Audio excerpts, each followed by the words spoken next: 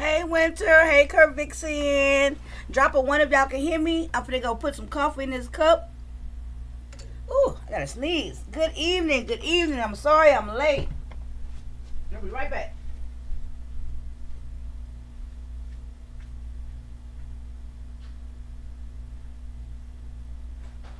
Hey Winter, hey Kurt Vixen.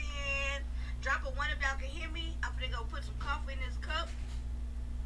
Ooh, I gotta sneeze. Good evening, good evening. I'm sorry I'm late. I'll be right back.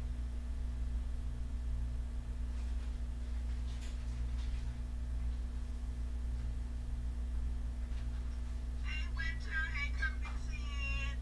Drop a one if y'all can hear me. I'm finna go put some coffee in this cup. Ooh, I gotta sneeze. Good evening, good evening. I'm sorry I'm late. I'll be right back.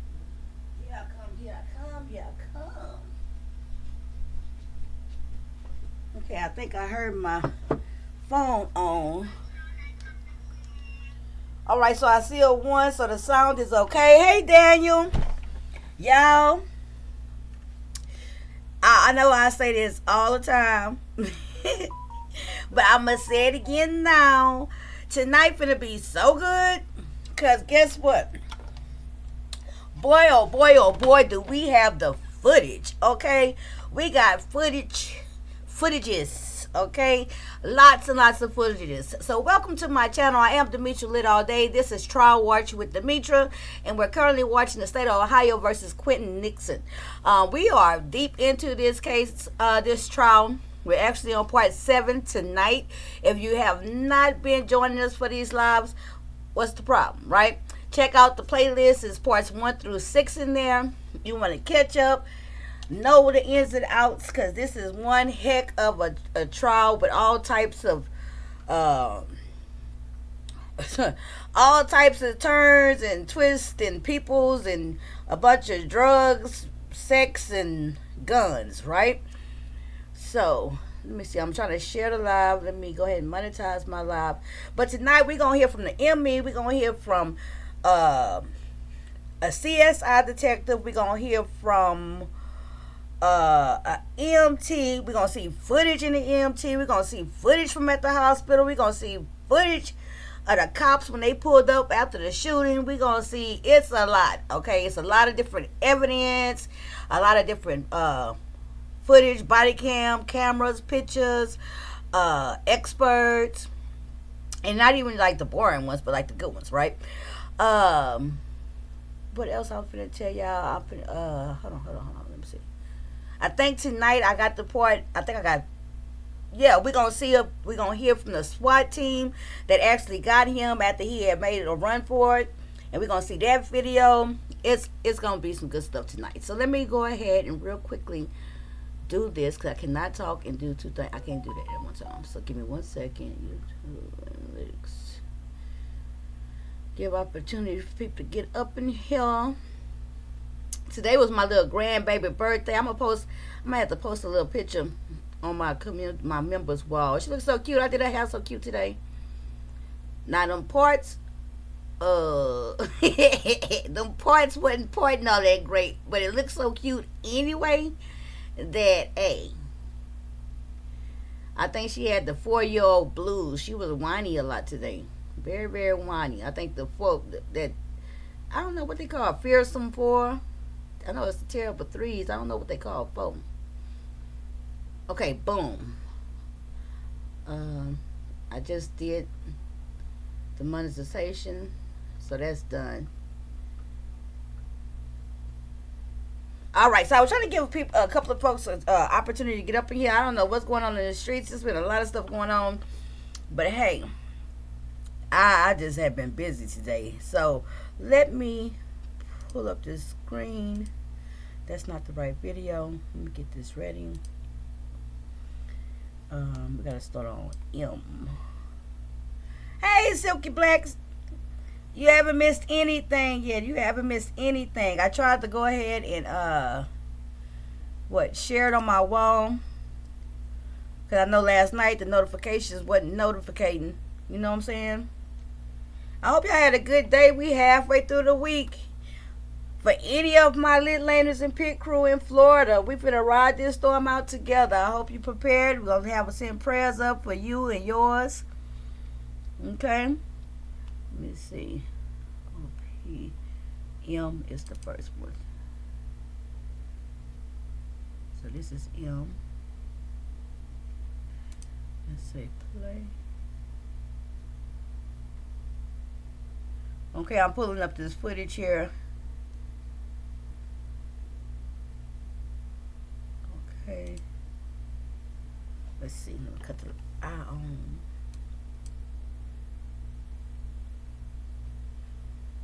Go ahead and have a seat, please. Okay, there we go.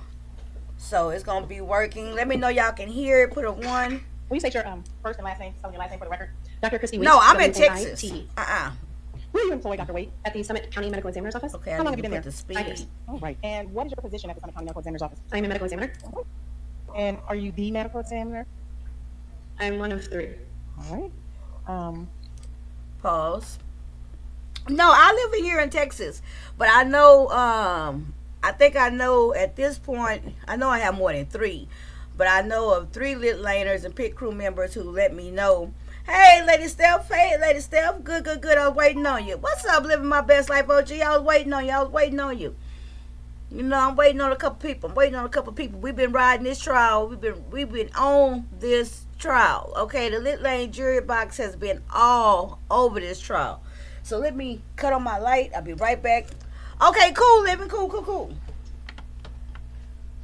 Let me cut on this light because I actually got pages of notes. Okay, so let me get my notes out because, baby, if you don't keep track, you're gonna get lost. So we didn't heard from everybody in the house. Okay. Y'all please like this video. We didn't hear from everybody that was at this house. It was 7 people in the house. At this point in time, 6 of the 7 have testified. Okay, with the 7th person that haven't been testified yet being, of course, the defendant, Quinton. But we didn't hear from Ron. We didn't hear from Ashley, Angel. We didn't hear from Adam yesterday. We heard from Brian. Oh, well, 4 of them but Tony is the victim that's passed away. You know, back on July 25th, 2022, it was 7 people in the house, and they had been on a days-long drug binge. The drug of choice being meth, amphetamines.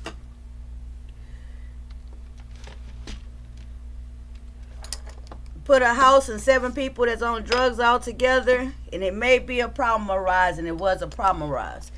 The state of Ohio is hey, Miss Steph, hey, Jill. The state of Ohio is alleging and has charged the defendant, Quinton Nixon, with the unaliving. Hold on. Let me see. That's the defendant there. With unaliving the victim who lost her life that night, Miss Tony Westover. Our condolences go out to her family. Rest in peace to Tony Westover. She was 34 when she lost her life in this tragic situation. He's been charged with felony in possession of a firearm. He's been charged with some type of assault. I can't remember exactly which one.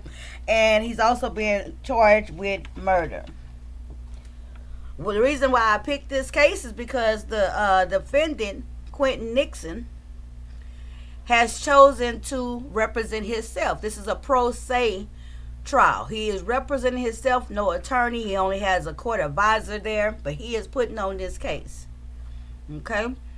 Also, the defendant, beyond just representing himself, he's also chosen to not have a jury of his peers. Instead, he is going to leave the verdict up to the judge. So it's for those 2 reasons that I literally picked this case. And I didn't even know the background story, or that it would end up being so much, right? And it's a lot. It's a lot. We got 7 different people. We got 2 different guns. We got days of drugs. We got maybe jealousy, sex. You know what? I can't. Let me see. I thought about that when I just said he getting charged with murder, and I thought about it. I was like, dang, I don't have the which degree. Let me do that right now. When I heard myself say that and not say what degree, I was like, dang.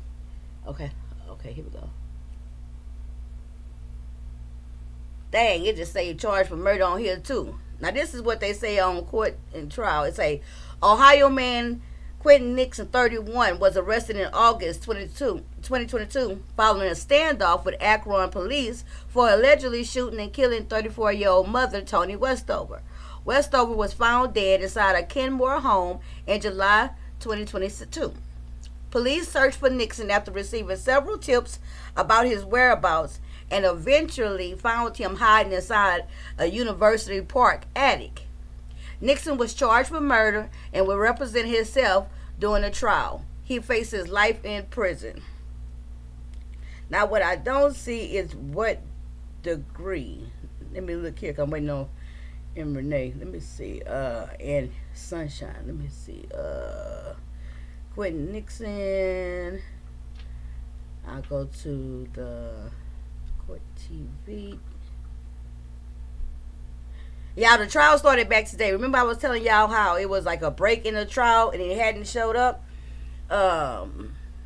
So they started back today, and I did not want y'all to go peep ahead. We did this thing together, but y'all, he testified today. Hey, Tamika.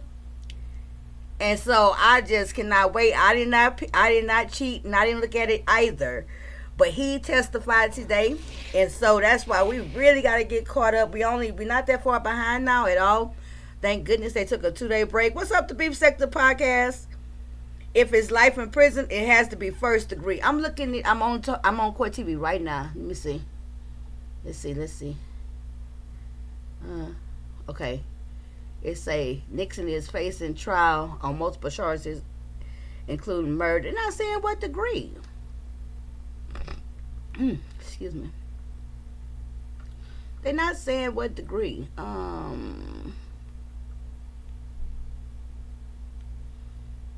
me see. I'm looking. They're not saying what degree. And for some reason, Court TV pretty much got this trial on lock. You know what I'm saying? Like, you won't barely see nothing nowhere else except for Court TV. You know? So, tonight is going to be so interesting, y'all. It's going to be body cams galore from the cops that came. Like yesterday, we heard the 911 call made from Ronald, right? And we heard when the cops arrived. We heard that on the phone via the 911 call that Ronald was making. Tonight, we're going to actually see the body cam footage of the police officers who responded to the shots fired call. Okay? We also going to see footage and hear testimony from the actual CSI, the one who was responsible for, y'all know what CSI is, right? Girl, Tamika, you ain't seen, and this, he is so handsome. Yesterday, he stood up, or was it yesterday? Child, we on part 7. But they let him stand up one day, and from that moment, I was like, dang, why he couldn't get his life together? And then he's doing good as a lawyer. I mean, his own attorney. He should have went to college. You know, mamas don't let you boys grow up to be gangsters and, well, he wasn't no gangsters.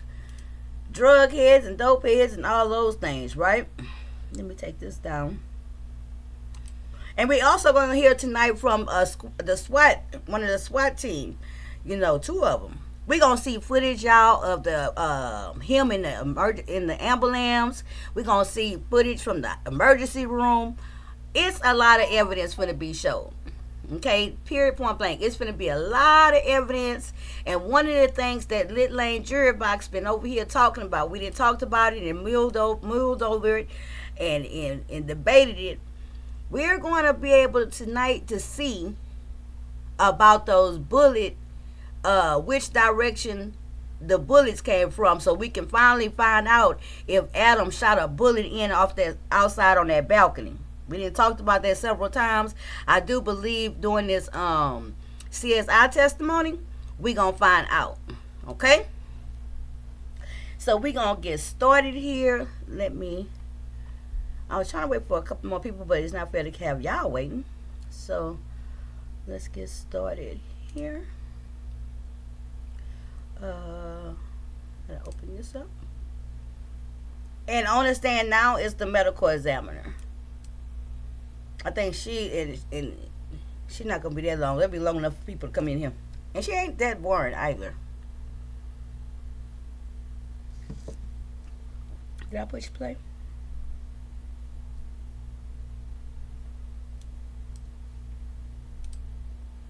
Okay, I didn't push play. All right. Thank y'all for joining. Go ahead and have a seat, please.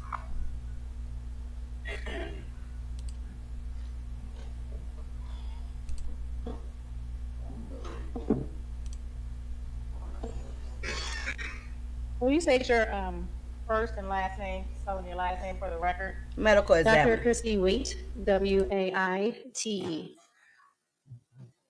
Where are you employed, Dr. Waite? at the Summit County Medical Examiner's Office. How long have you been there? 5 years. All right. And what is your position at the Summit County Medical Examiner's Office? I am a medical examiner. And are you the medical examiner? I'm one of 3. All right. And prior to working at this medical examiner's office, where were you employed? I was a fellow at the Office of the Chief Medical Examiner in Richmond, Virginia. And how long were you employed here? 1 year. What type of training or education do you have to be, is it a deputy medical examiner? Yes. All right. What's your training and education? So I have 4 years of college, 4 years of medical school, 4 years of anatomic and clinical pathology residency, and 1 year of forensic fellowship. Okay. Excuse me.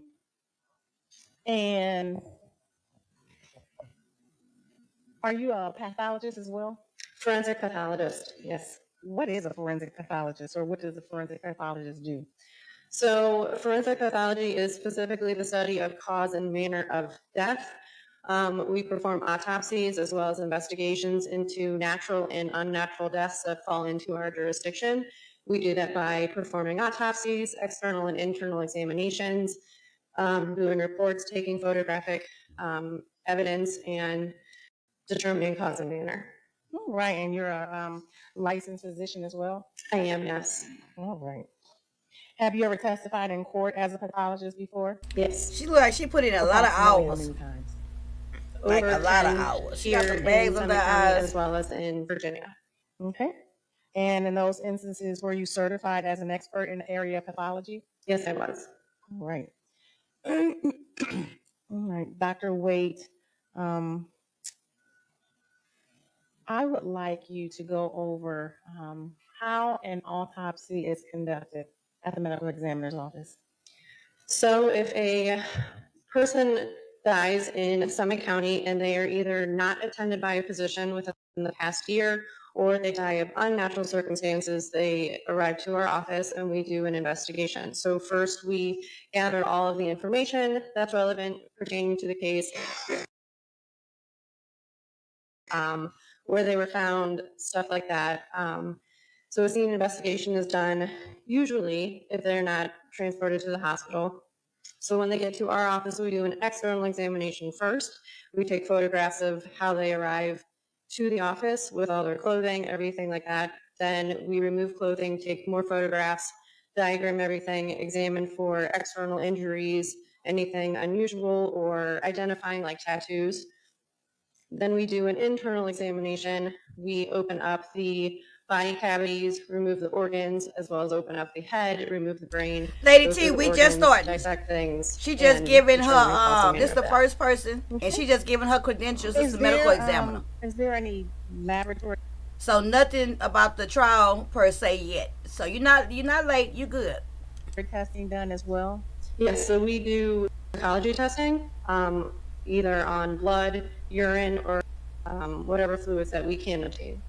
Okay. Did you have a chance to perform an autopsy on Tony Westover? Yes, I did. Okay. And I'm going to show you what's been marked for, what is it, Exhibit 50? What's been marked as State Exhibit 50?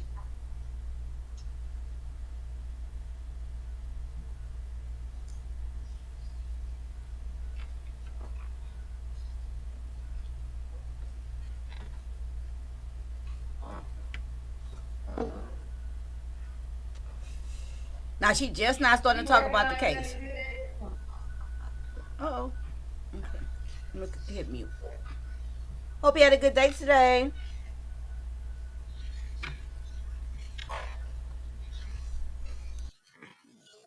Yes, I do.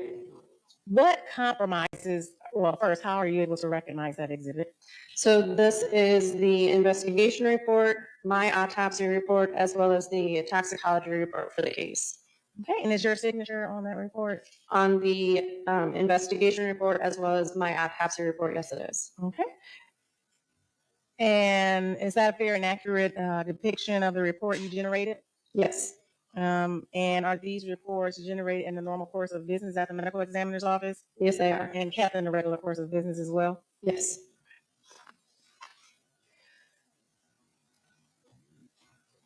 And the first thing that you stated that you had is the report of the investigation, and that's what you detailed to the court when you first started explaining how an autopsy is conducted?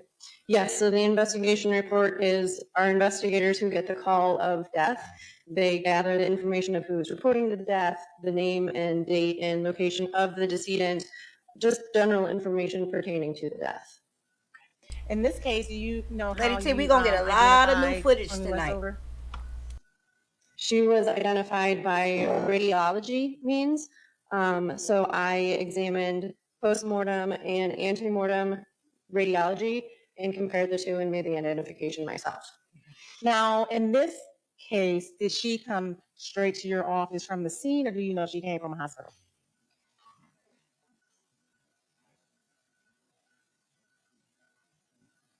No, they're not gonna show the body on this trial. It's a different trial. I got my eye out. My eye For on the for the investigation future. report, she went to the Cleveland Clinic Akron General Hospital Emergency Department first. Okay. So when she came to you, are you aware she was wearing the clothes she had on that night, or do you believe that she came to you in the hospital gown or what she had on there? So what I have, she did not arrive in clothing. I do not have any clothing for her. Okay. All right. Why One she thing ain't I had no didn't clothes ask on? about is cause and manner of death. Maybe from the What is hospital the or difference something? between cause and manner of death?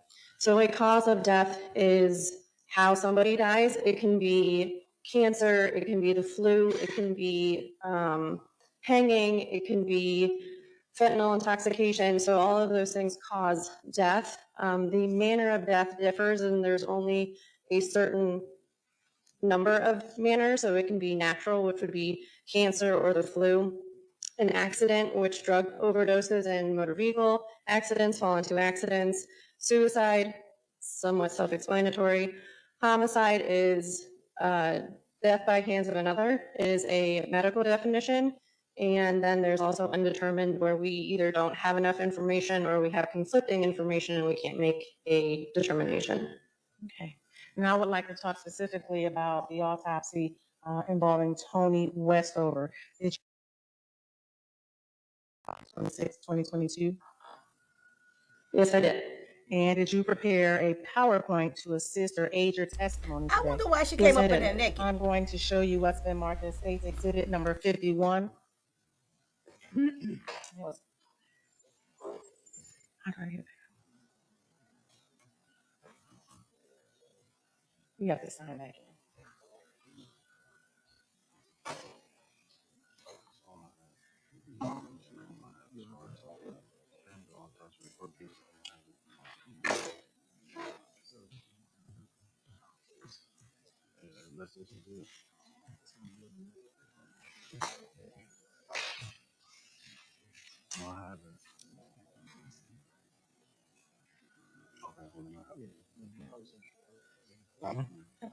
Wait a minute. First of all, I don't want the next slide. Can you I do want to slide really show? see how he handled cross-examining Examination, an expert. slideshow. That's gonna be interesting to me.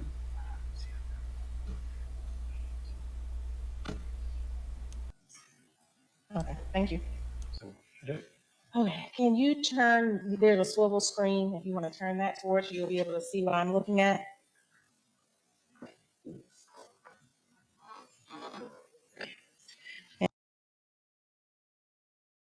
on the first screen? So this first slide is just a title slide. Well, damn. With I the didn't know they was decedent's gonna show name all of this. Tony Murray Wow. Westover, a face identification Trigger photograph, alert. My the bad. case number that was assigned by our office, and the date of death. Okay. And what are we looking at in this slide?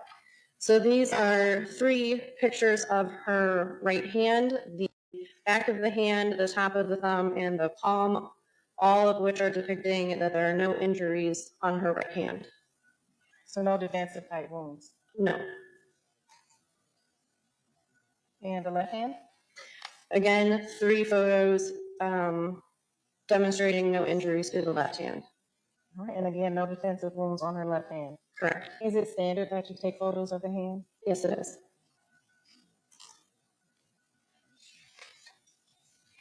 And please describe for the court what we're looking at.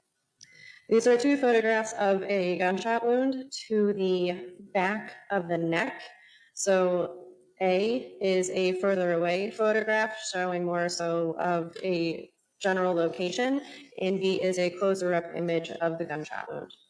Okay. And you said intermediate entrance gunshot wound? Yes, it is. So stippling.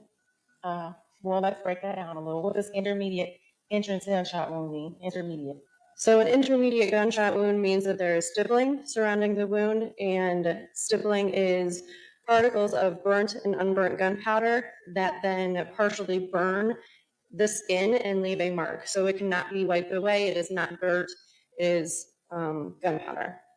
And in B, it is faint, but it is there at the more right-hand side of the wound. There is some black speckles as well as some red pinpoint marks. Those are areas of stippling. In terms of So we know that means the gun. She was shot close range, the right? range of the gun, based on your training and education, what does seeing stippling indicate? So range is difficult to pinpoint. It depends on the weapon as well as the ammunition. However, a general range for an intermediate gunshot wound is anywhere between like 6 and 8 inches to about 10 to 12 inches, give or take, depending upon, again, the firearm and the ammunition. And when you say 8 to 10 inches, what are you referring to? The distance away from the firearm to the gunshot wound. And when you say the firearm, is it the muzzle? Correct. Okay.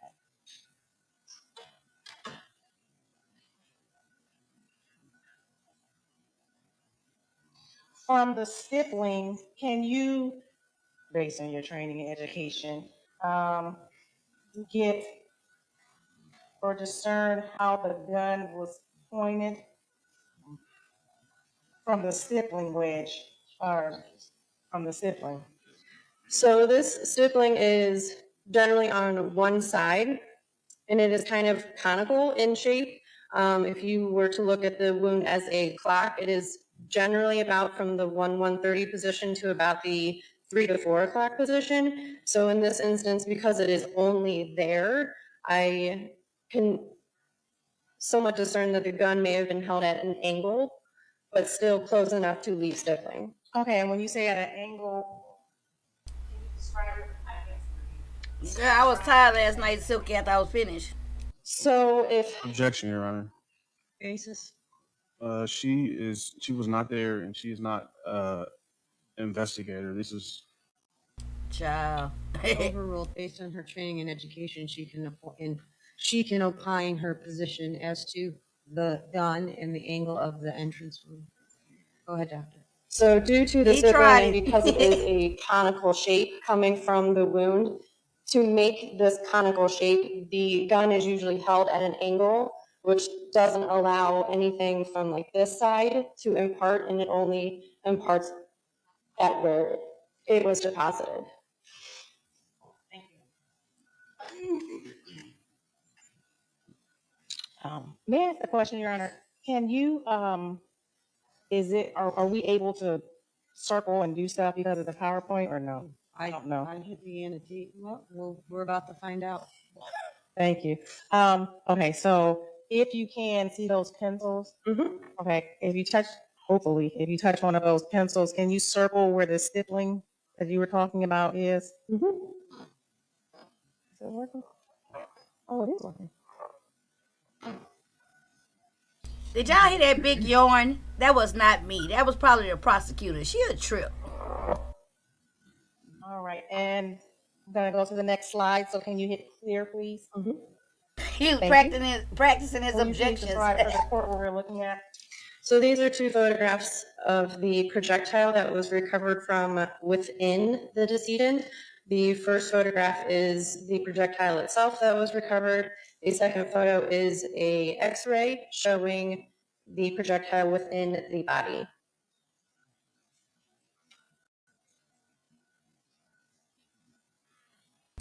I just heard about the gunshot And wound will on you the please hand. describe what we're looking at now? Where else? So this is a photograph that I took from Google and placed the dotted arrow indicating the trajectory of the projectile. So it is a 2D photograph. So it came in from the back of the right neck, traveled down across the spine through the left lung, and I was able to recover the projectile from within the spleen. So the wound path trajectory is from the back to the front, right to left, and downwards. Would you consider it steeply downward? Relatively, yes. And I say that if we're talking about the anatomical position. Yes. Okay, and just for the sake of clarification, what's the anatomical position? So anatomical position is standing upright, face forward, hands down by the sides with the palms facing forward.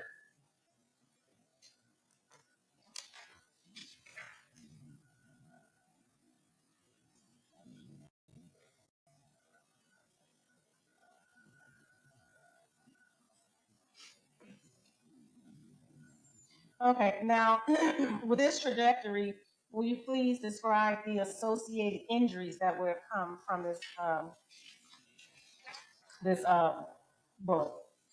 So this trajectory perforated the 5th through 7th cervical vertebra, so those are within the neck. So it broke through the neck vertebra as well as through the 1st and 2nd thoracic vertebra, which are up at the top of the neck, or the neck meets your torso.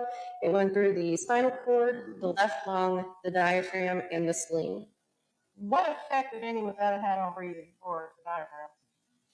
So the nerves that innervate the 4th, 5th, and 6th, they come out of from those nerve roots from the neck. Those go down to the diaphragm, and the diaphragm helps breathing. So as well as with the spinal cord transection, very, very difficult to breathe.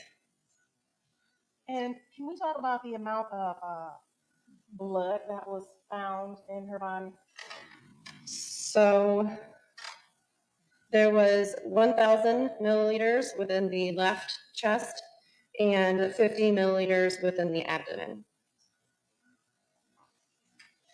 Does that have any significance to you in terms of when the neck wound occurred? She was still alive when it occurred.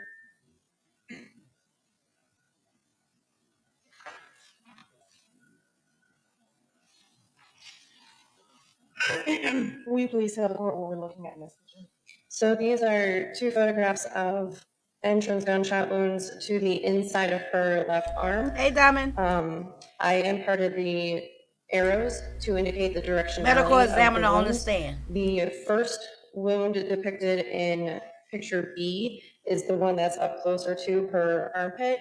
And from the image, you can see there are, again, black particles surrounding the wound. So again, this is an intermediate gunshot wound. Can you please circle where so everybody can see us? Yeah, I guess speak into the microphone. I sure do. Will you please circle Hey, where you foot see soldier, those good black evening. stippling particles you're referring to? They're essentially everywhere, but so those are easier to see. These are easier to see.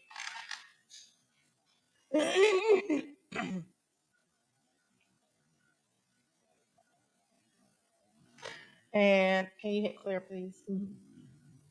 Okay. Will you please tell the court what we're looking at now? So again, this first picture depicts the two gunshot wounds. The second picture is the second gunshot wound, which is on the inside of the elbow, and again, traveling out towards the shoulder. This one is a distant gunshot wound. There is no stippling. Okay.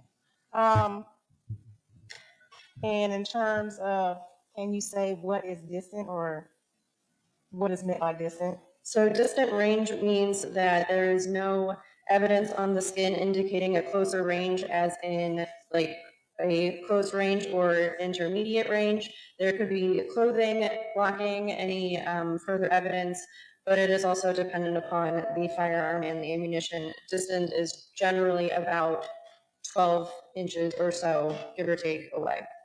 And you had started to mention some of the things that can affect whether stippling is left, such as clothing or things of that nature. And you did not get any of her clothing. Is that a fair statement? That is correct. I did not receive any clothing.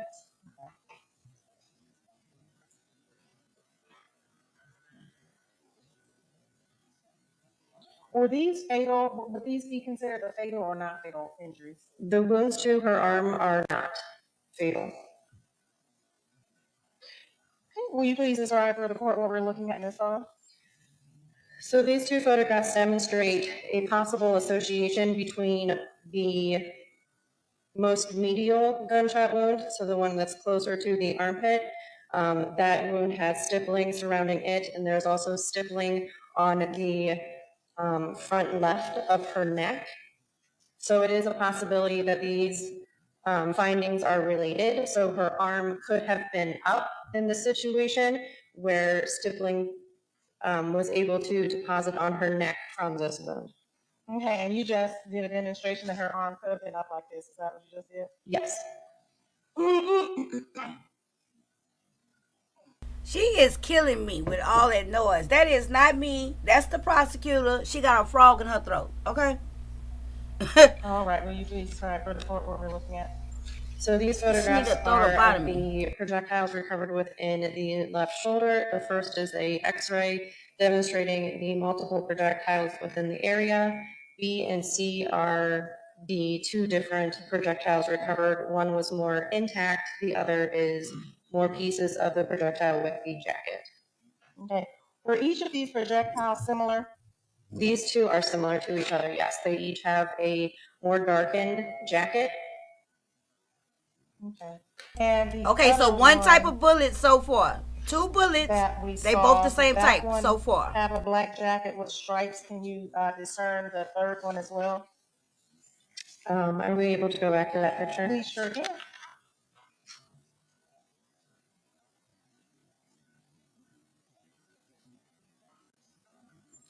So this picture also looks like it has a darkened jacket.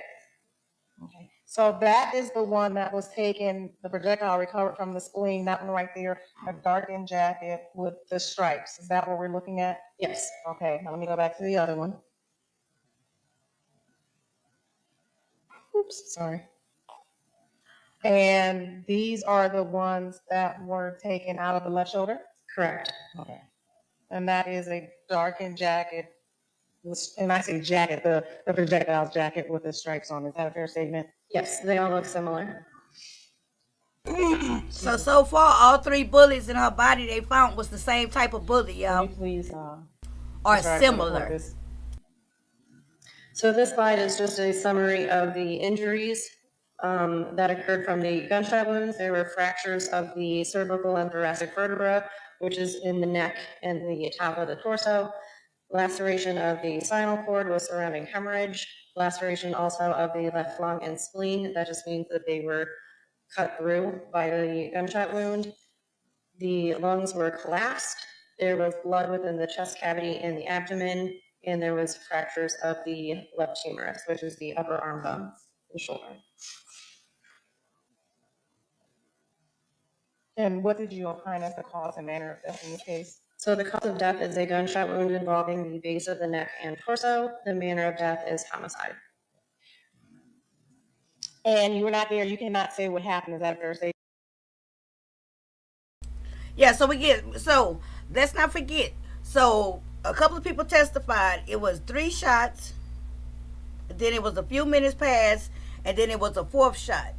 So the 3 shots, we know now is 3 bullets recovered out of her body, right? So that 4th shot may have been like what we assume from Adam off that balcony. But the one thing sounded like she was fighting. Probably, yeah, probably that's probably why she had the stippling marks on her hand, trying to like put a defense up, you know. So, but the three bullets definitely in her body came out the same gun. Okay, let's continue. Thank y'all for joining me. That is correct. What you can opine is from the one picture, the angle from the way the stippling is. Is that a fair statement? Yes, And then what you just opined when you have the two photos, the stippling on the arm and the stippling on the neck, her arm may have been up in this position. that is a possibility, yes. Now, was there a toxicology report done in this case as well? Yes. All right, let me, sorry.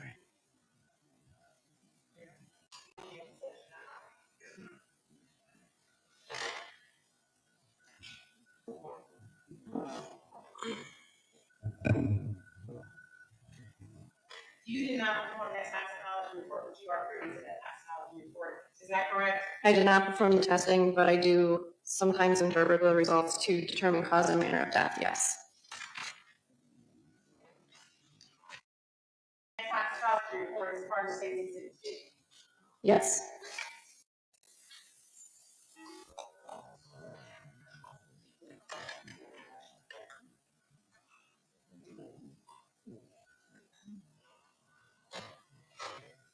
Okay, I would like to go over this toxicology report.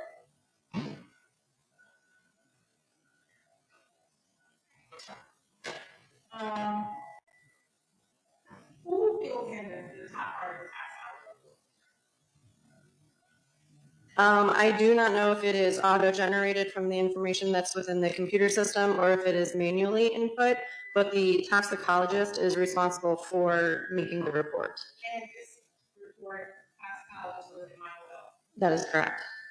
Now, results.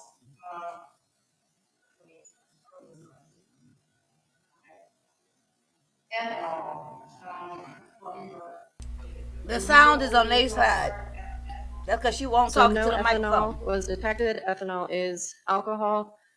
There was methamphetamine found within the blood at about a 200 nanograms per milliliter. A screen was also positive for methamphetamine. A urine screen was also performed, which showed amphetamine as well as a metabolite of cannabis.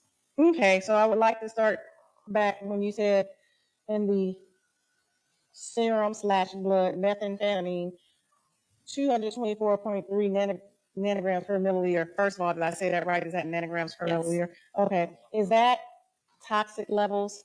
No, Okay, so did that figure into her cause or manner of death?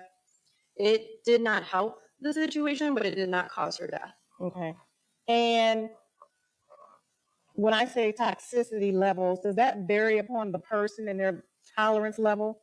Yes.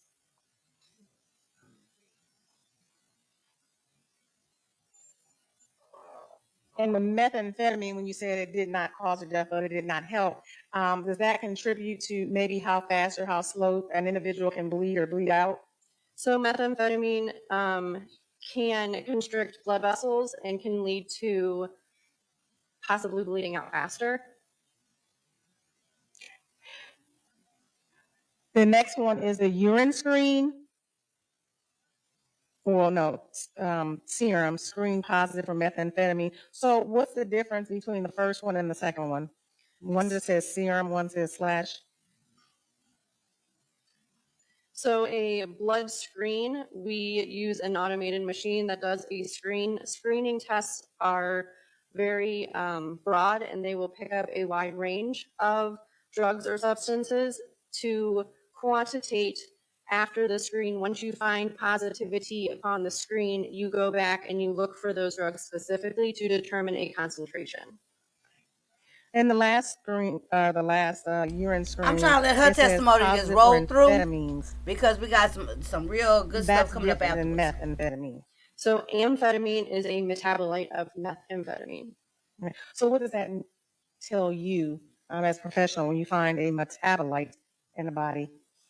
So considering that we have methamphetamine in the blood as well as amphetamine in the urine, the decedent did use methamphetamine and it metabolized through her system.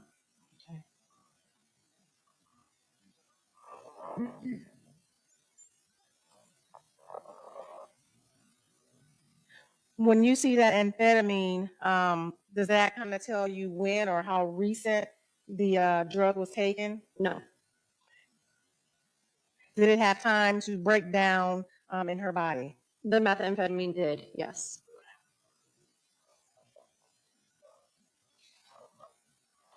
I have no further questions. Mr. Nixon, any questions of Dr. Waite?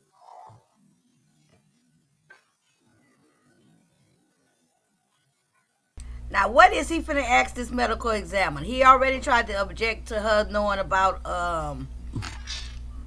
stifling. Dr. Wait,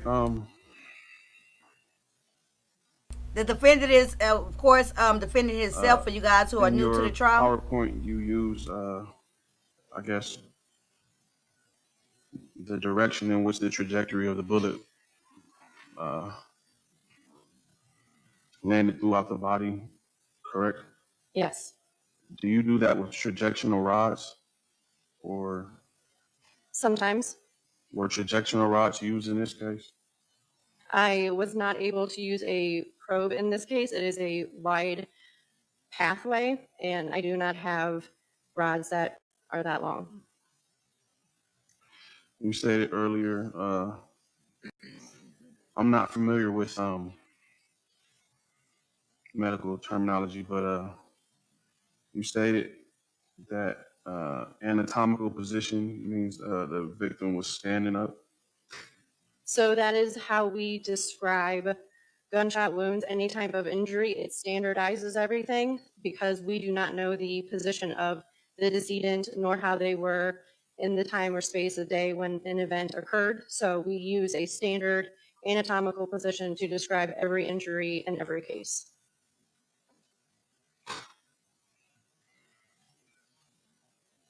You spoke on the distance entrance gunshot wound of the left arm. You spoke that her hand possibly could have been like this.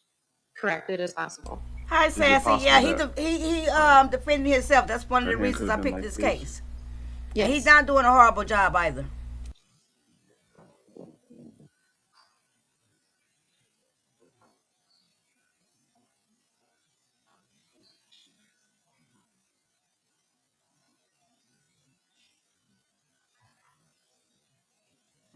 When I mean like this, I mean, could her hand possibly been reaching forward as if she was reaching out for something?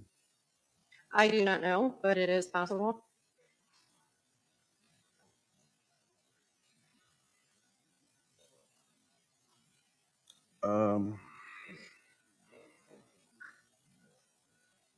How tall was the victim?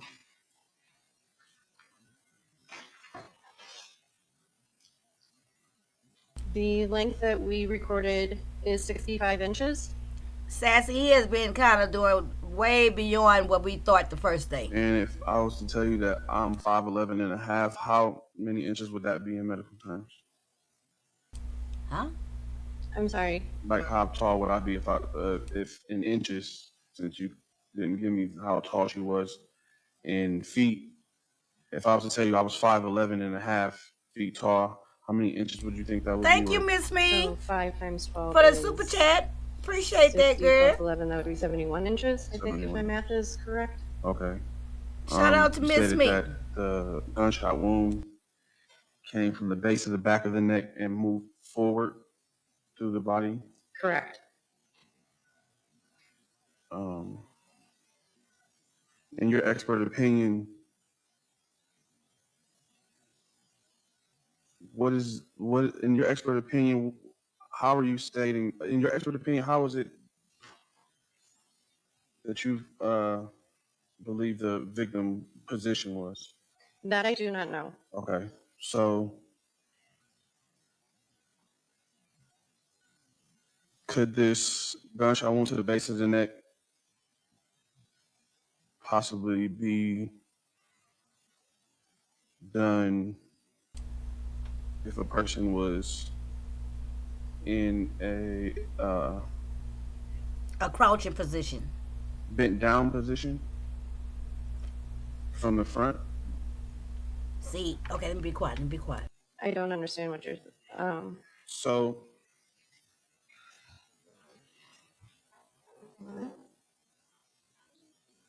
it's stating that the victim was shot from back to front, right to left, downwards, correct? yes.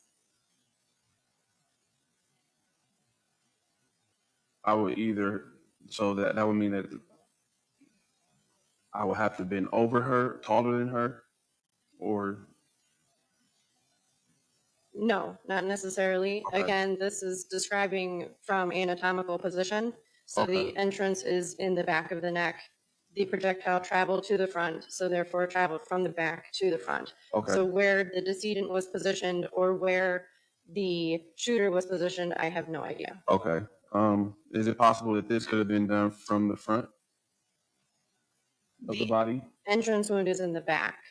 So again, I don't know where positionality of people, arm, hands, anything was. So you're not able to tell where the person was standing and where the person was Thank you again, Miss Me, for the super at the chat. time of the shooting, correct? Correct. And look, they got a number on No there, further like a questions. number 3. When they start doing that? Gunshot wound to the back of the neck. Shout out to you, Miss Did Me. it cause death instantaneously? It was pretty quick. It did sever through the spinal cord. It wasn't the brain stem, which controls the majority of stuff, but it was fairly quick. The 2 gunshot wounds to the arm. Do you have an opinion whether those happened before or after the gunshot to the back of the neck? I do not. Thank you. You may sit down. Thank you, doctor.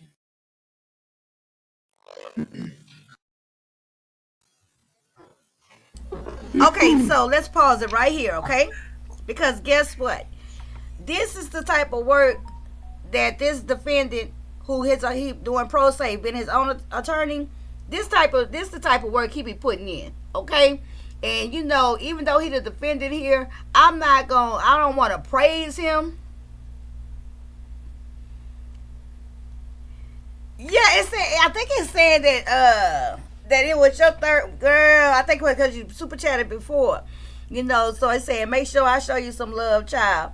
That's something new on YouTube. But this is the type of work this defendant put in, right? He is representing himself, and if you've been following along with this case here on Trial Watch with Demetra, we heard testimony yesterday from one of the eyewitnesses that was in the house, from Adam. We heard Adam say that another eyewitness in the house, which was the boyfriend of the victim, Tony Westover, had grabbed his gun from him and had crouched down on the floor at the time when the defendant was supposed to have yanked up the victim. So Quinton, the defendant, right now, when he just asked those questions to the medical examiner, it was kind of like almost brilliant, right? Because what he trying to throw out there in the atmosphere is, and trying to get her to confirm is, could somebody in the room, somebody else, have made that gunshot wound? Which the somebody else would have been Brian. Because y'all remember last night they said Brian had the gun and he was crouched down on the floor. Right? So as far as trying to put reasonable doubt and have you questioning, you know, what you've heard, he has done that almost, and y'all correct me if I'm mistaken, but almost every witness that has gone up for the state,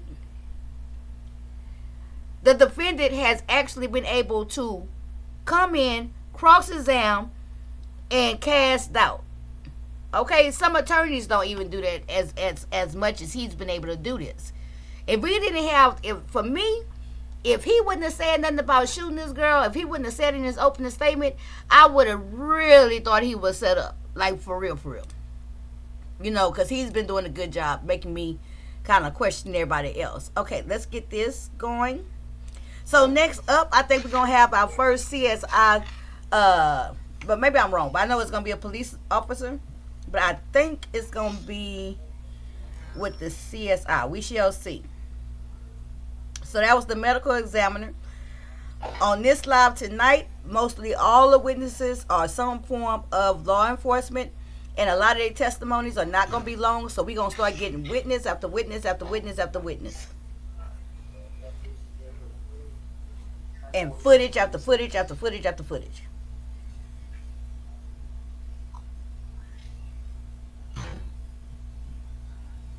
Do you solemnly swear or affirm to tell the truth, the whole truth, and nothing but the truth, so help you God? Go ahead and have a seat, please. Keep your voice up, speak into the microphone.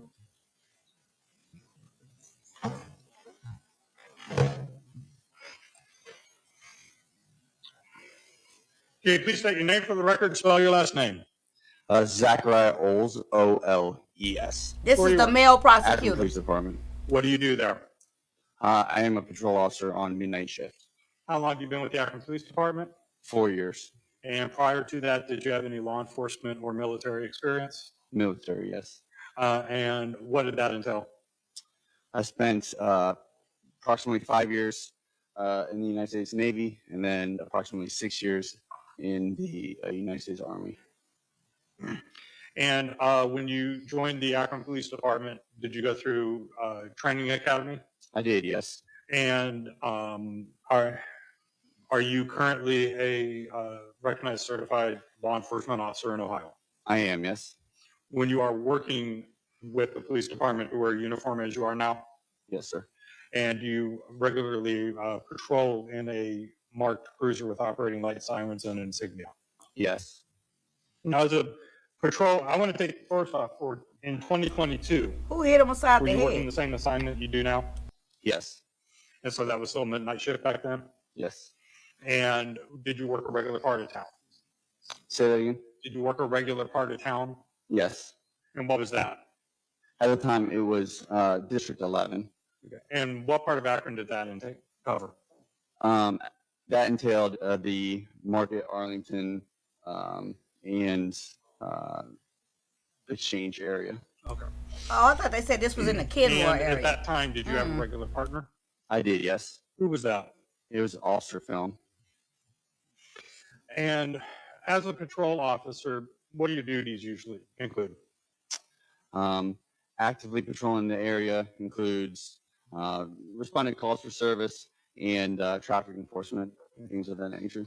And when it comes to calls for service, are there occasions where you would actually go outside of your district to respond to a call for service or provide backup to other officers?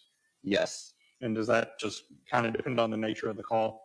it does. It depends on the priority and nature of the call. I want to take you to July 25th of 2022. Did you have occasion to respond to a Thank you for the cash shooting on app. Maryland in the Kenmore neighborhood? Appreciate that. I did, yes. And that location, was that in Allen County, Ohio? Yes. And do you remember the nature of the call? Yes, it came in as a shooting. Okay. And I mean, we have shootings where somebody's just shooting off a gun out in the street or somebody gets shot. Do you recall what it entailed? It came in as a shooting.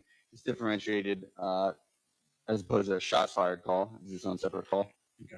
And when you arrived, what was going on? At the time, my partner and I were the second unit on scene. And who was the first unit? Do you remember? It was Officer Farr and Officer McGarvey at the time.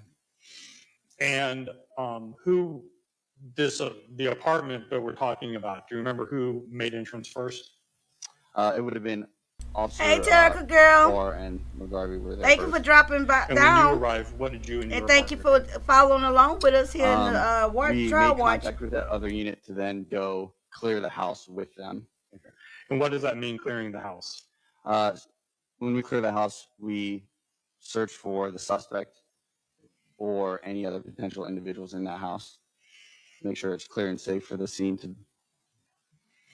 And when you were that night, did you have operating body cam? I did, yes. And did it record your activities that night? It did, yes. And have you had a chance to review your body cam from that night? Yes. And did it, upon your review, did it accurately reflect what happened that night and your activities? To the best that a camera can, yes. Okay. And sometimes there's stuff that happens that isn't quite picked up on camera. Correct, yes.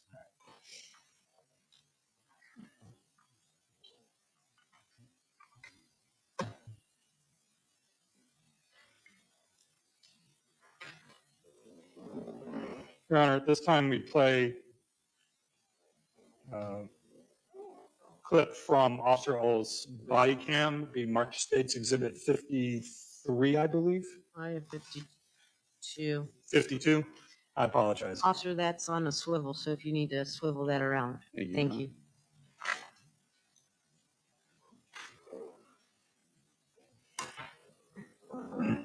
And just in case, with your body cam, when it turns on, is there sometimes a dead space before audio kicks in? Yes. Okay. So you'll have picture but no audio? For the first 30 seconds, yes. Okay.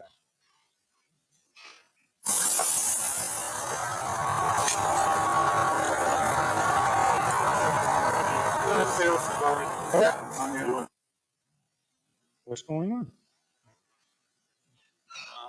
Your screensaver's come up on the. Yeah, I know. Honest.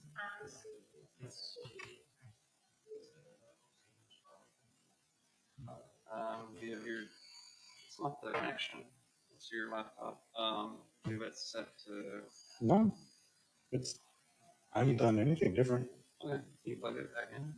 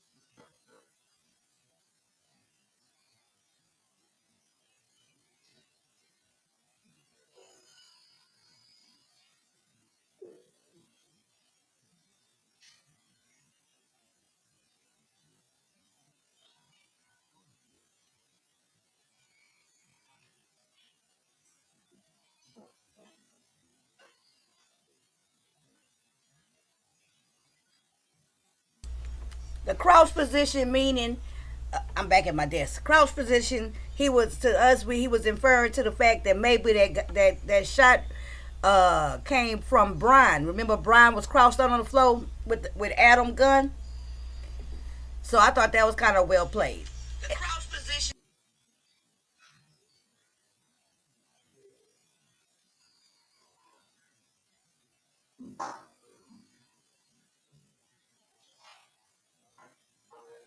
Just the Why don't you patrol shut your officer. computer off and turn it back on. That's what all good IT people tell you to do.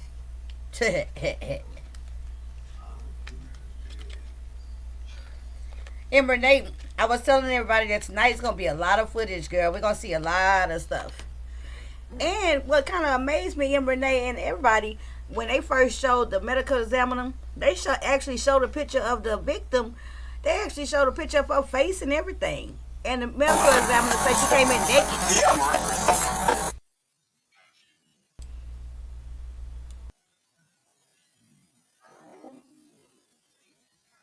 No. Lady Steph, on the cross-examination, Quinton asked the medical examiner, could that shot to her neck, the one that traveled through all her body part, all her organs and stuff, could that shot have been made from a crouch position? And I took that to mean like from Brian, who was crouched down. Okay, here go this footage. Yeah, I'm here doing feedback. Shut up for me. I'll let you. Yeah, they did, Emily. It was weird. Please. there's a dog. Yeah, it's okay. Police!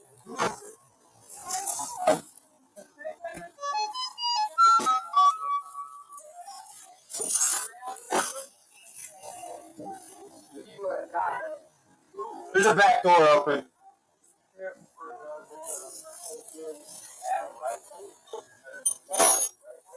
Right here, we got an open door.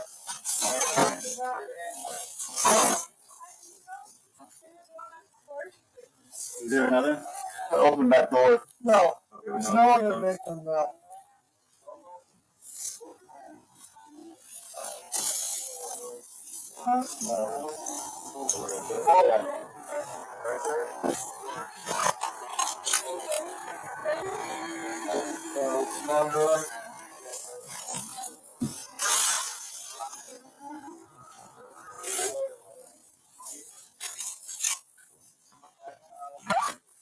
That's Ronald room.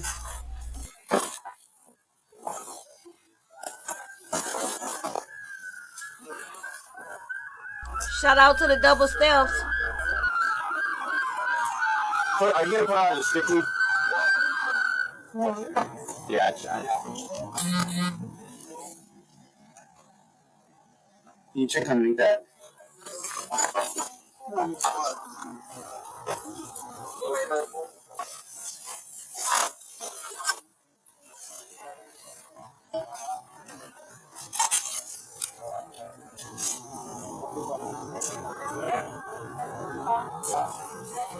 What's the description of that?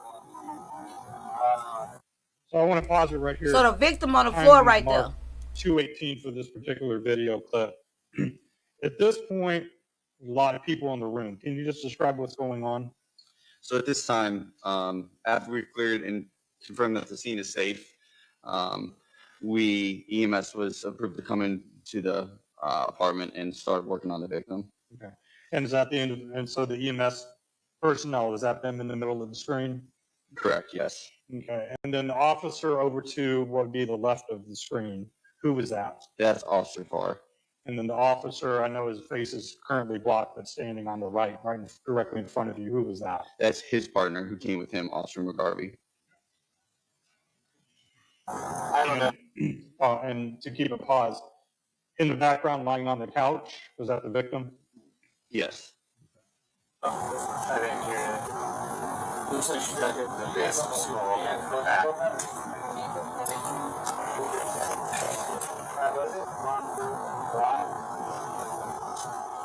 I don't see it.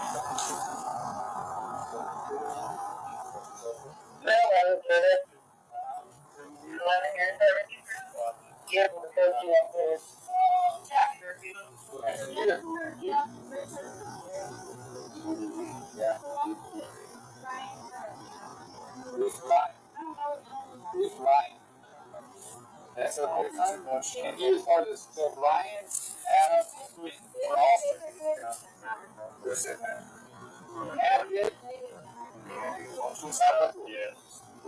all yeah. Bill, there's a back open glass sliding glass door. Okay. Yeah. Okay. So, yeah.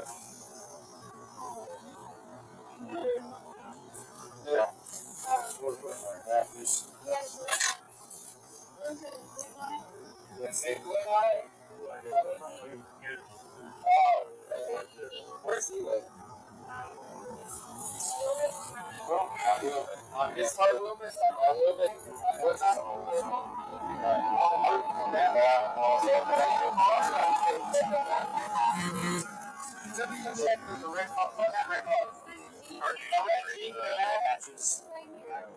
Yes. It says right here.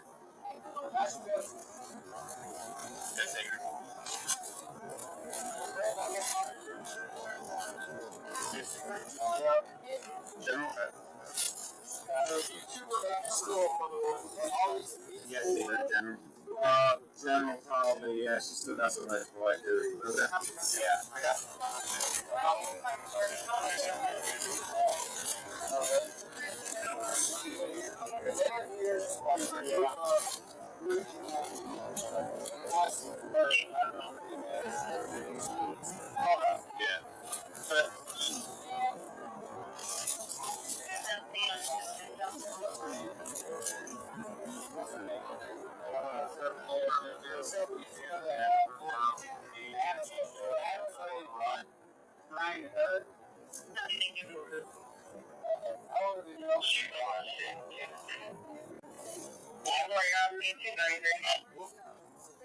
What's the possible suspect, Phil? What's the possible suspect? The possible suspect's Quinton Nixon, 31-year-old black male. So,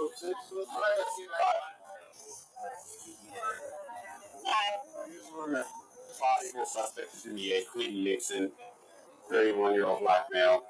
Looks like he went out the back side. Shot in the left arm, back neck.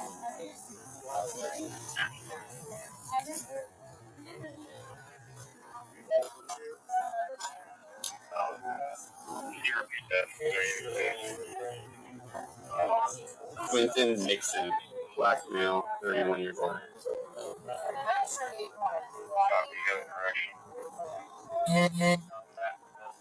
Negative.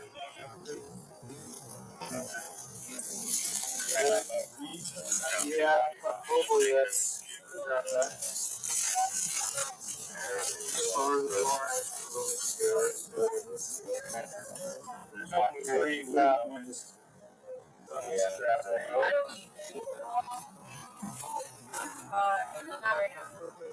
We're getting ready to come through, guys.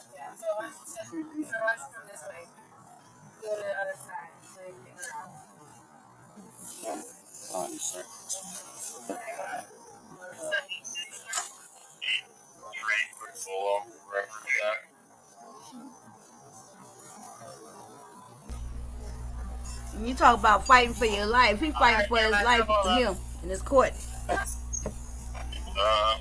officers on scene, Quinton Valdez Nixon. DOB 718 and 91. He's 5'11", 195, brown over brown. Nice OL picture. Has some medium skin with a little short afro. Last address on the OL is Everton. He doesn't have a current one. And a bolo. He lays out and about. And the bolo, do they have?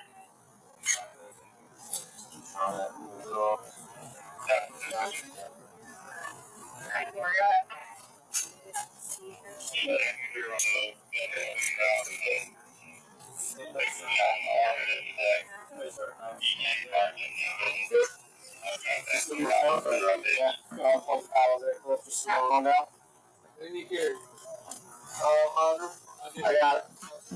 And right there on the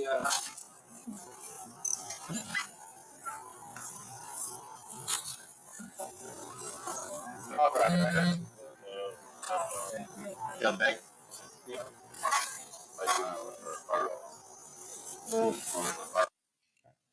Sir, does that video accurately reflect from when you entered the apartment up through when EMS took the victim out? Yes. We saw on the video there were two separate bedrooms. You went into one, we saw how the glass door was open. Did you still go into the other bedroom? I did, yes. And was your body cam working then? Yes. Were you able to review that body cam? A little bit, yes. This time, state would move to play what would be marked as State's Exhibit 53.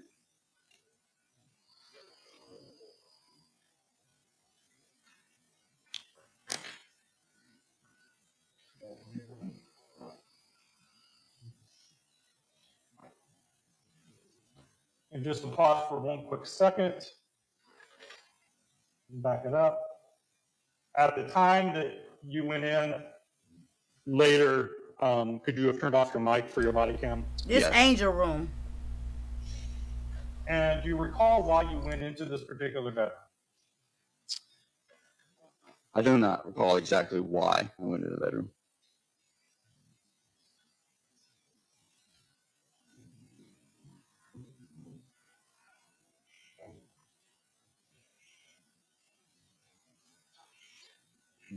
Objection, Your Honor.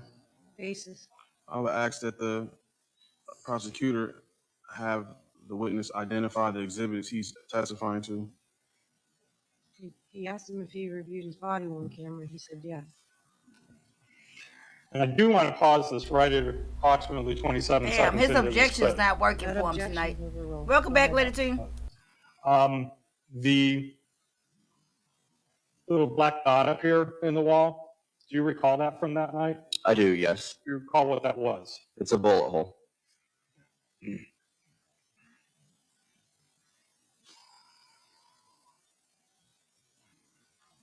And pausing again, this white spot on the TV. Do you recall seeing that?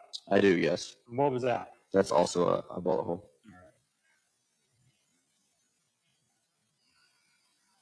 And then, no, it's not pausing. We see that there is also another black dot and kind of a line along the door.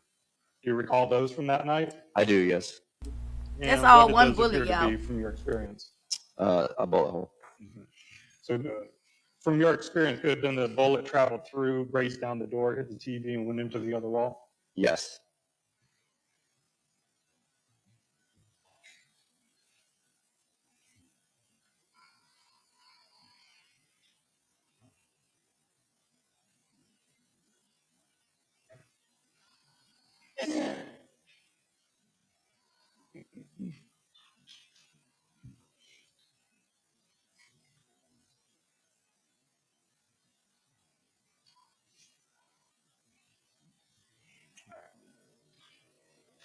Does that video accurately reflect when you went into Angel McClain's room?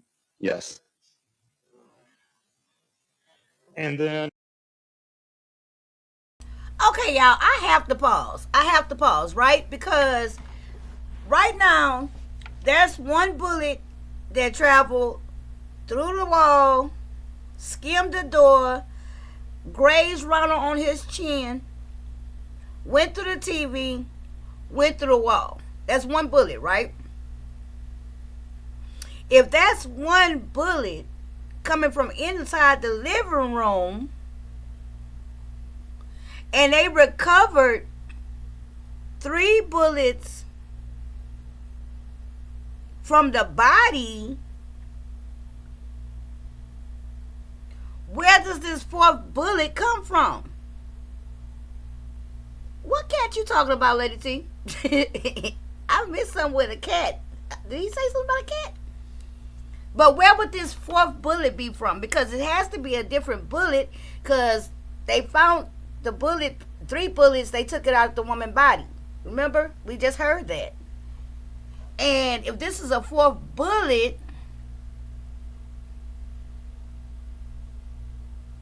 it looked like it came from in the living room, because it came through the wall, through the TV, and then hit the other wall.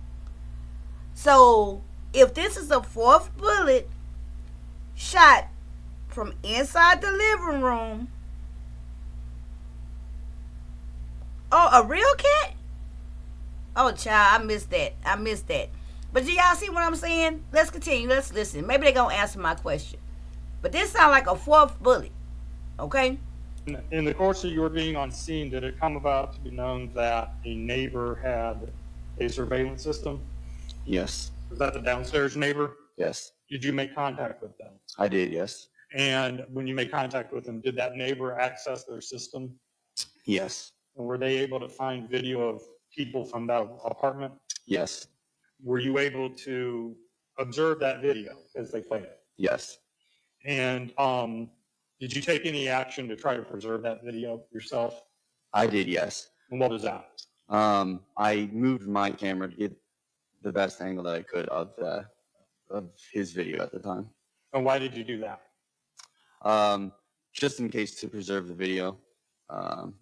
In some cases, some individuals can't pull the video from a hard drive, or it's more difficult, or something of that nature, just in case they get a secondary backup for the video. So it was kind of just proactive preservation. Absolutely.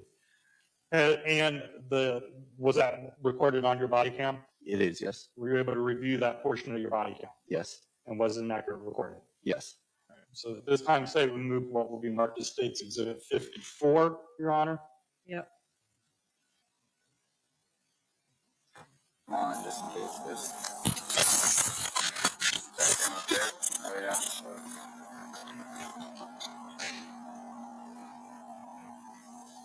So, first male, 118 technically. I don't know, who this looks like to you? Look, gun in hand. Oh, yeah, that looks like that Adam, dude. Yeah, that's what I thought, but it's hard to tell. Like, he's pointing.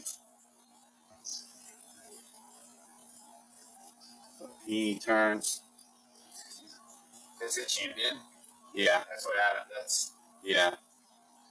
So, do you think that's Adam? That is Adam. Okay. Then, second white dude. Ryan. Okay.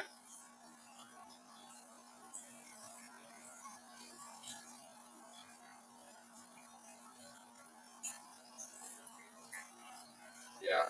Ryan all set it up. Okay.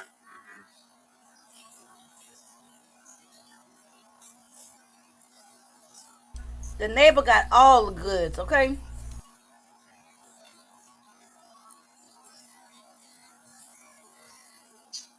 So, last dude, C takes purse out, drops purse. Yeah, it's definitely,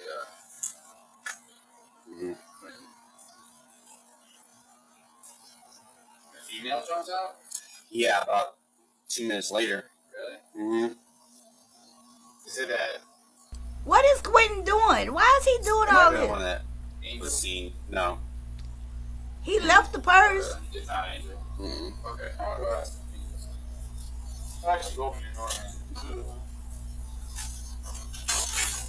Yeah, if they can record this is probably the best way.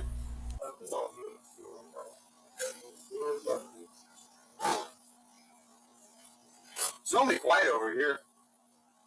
It's only quiet over here on this part of Maryland. Sometimes. Yeah. Normally it's the boulevard in the north. The neighbor sound black. That's the only issue. Oh, really? That's the only issue. Normally I be at work right now. I was off tonight. Oh, yeah? Don't the neighbor sound black? Hey, Indigo. Uh-oh, who was that just ran by? Oh, I'm hollering. Oh, okay. Let me Well, stop hollering. we appreciate it. Well, it's good Let me timing stop for us, I hollering. guess. So. I didn't got excited. But did y'all see that body just ran across? I'm going to rewind it just a little bit. I just saw another body run across. Hold on. Jill, leave me alone. Let me see. Leave me alone. I think Quinton's doing a good job. And I think one of these folks to set him up. Let me see. Okay. I saw a body run across. So, last dude, C takes purse out, drops purse. Okay, there go Quinton. He the only one fall. Yeah, it's definitely,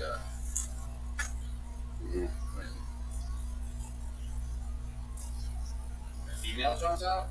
Yeah, about 2 minutes later. Really? Mm-hmm. Is it that? It might have been the one that was seen. No. Jill say, I will not. Actually, go for your Diamond, what you talking about, girl? You in another chat? You talk about? Yeah, He thought Bree gave the husband probably phone. the best way. What you talking about?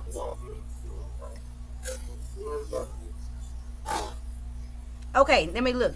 It's only quiet over here. Cause you know down the bottom camera is in front of the house. Sometimes. Normally it's the boulevard in the north. Somebody finna run past that camera at the top right. Oh, really? Normally I be at work right now. I was off tonight. Oh, yeah? Where you work at? Okay. Oh, maybe it was a car passing, child. Oh, okay. Well, we appreciate it. Well, it's good timing for us, I guess. So. They talking too much. Let me see. Is Quinton still over there moving to the far back part of that top right camera? Hey, Candy Cane. Welcome to the live trial. Watch with Demetra. The state of Ohio versus Quinton Nixon. 7 people, 1 house, a bunch of drug use for days, 2 guns. Unfortunately, Tony Westover, 34, lost her life. And there's one person on trial right now, Quinton Nixon. He defended himself, pro se, no jury. Okay, look, somebody coming out. Now this Ashley. So just with like talking to the other people already up there, There go Ashley. based off of statements. Ashley got all her shit before she came out. I mean, it's not funny, but Ashley got all her stuff. Okay, she got somewhere to go now. She couldn't find nowhere to go for weeks.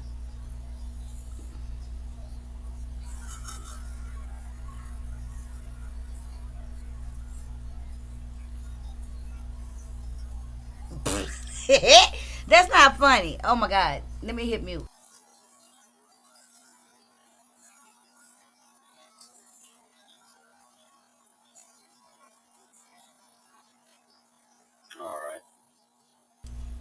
All right. I'm gonna. Baby, Ashley had a hard time getting over that patio, video okay? accurately reflect when you recorded the surveillance? Yes. And He we went to heard no on there was a lab. second person. A couple of things. One, your mic was actually on this time. Is that because you were with the homeowner? Correct. Citizen contact. Yes. And then that other person we heard talking to him was at the homeowner. Yes. And so when you recorded this, was he actively accessing the system and making sure it played for you? But of course, Yes. we respect the fact that somebody lost their life. And then but, you had discussion on there where you were actually mentioning that's Adam, things of that nature. So by the time you made this recording through yourself and other officers, had you been able to determine who was who at that point? Yes.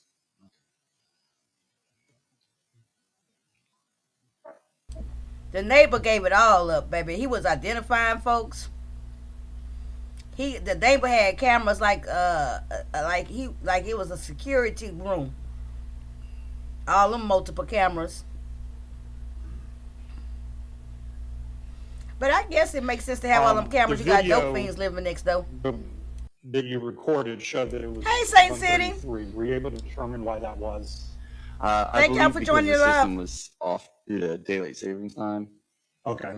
So I think the timestamp on the video was different from real time. Okay. And do you remember when the call was that sent you out there? I don't remember. I don't remember the specific time. Was it closer to 2:30 in the morning instead of 1:30? That sounds about right.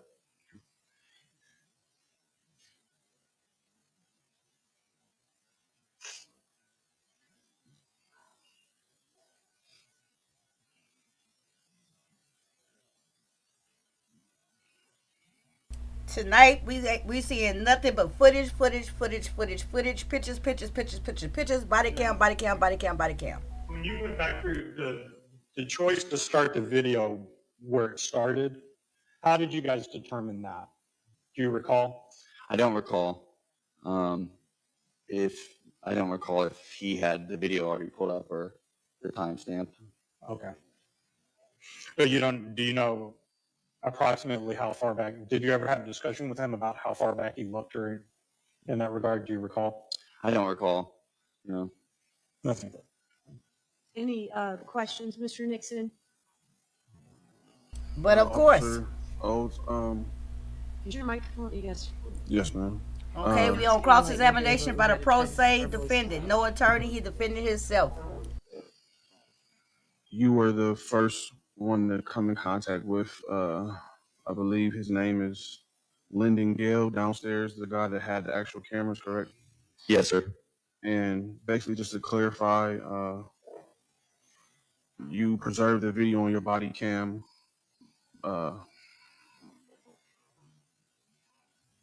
for evidentiary reasons, correct? Yes, sir. At no point, was there any point prior, at any point did he show you anything on that video of people leaving? Oh Lord, Quinton, drink some water. Did you see a video of anyone climbing back up into the home? I do not recall that. Do you know who took the video into possession and gave it? How did you guys obtain the video? That's basically what I'm asking. Who was it given to? What's the process of that? Our process at that point was to hand it over to our crime scene unit, Okay. and once they process it, they take possession of it. Okay. So crime scene unit, crime scene unit would have maybe the full duration of the whole video, if there is any more than what was seen on your body cam, correct? Yes, sir. Okay. But just for the record, once again, you watched that body cam and you were able to identify everyone in that body cam, correct? Yes. And you did not see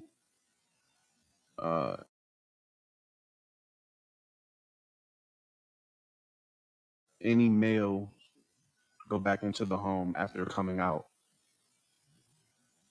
I don't recall that.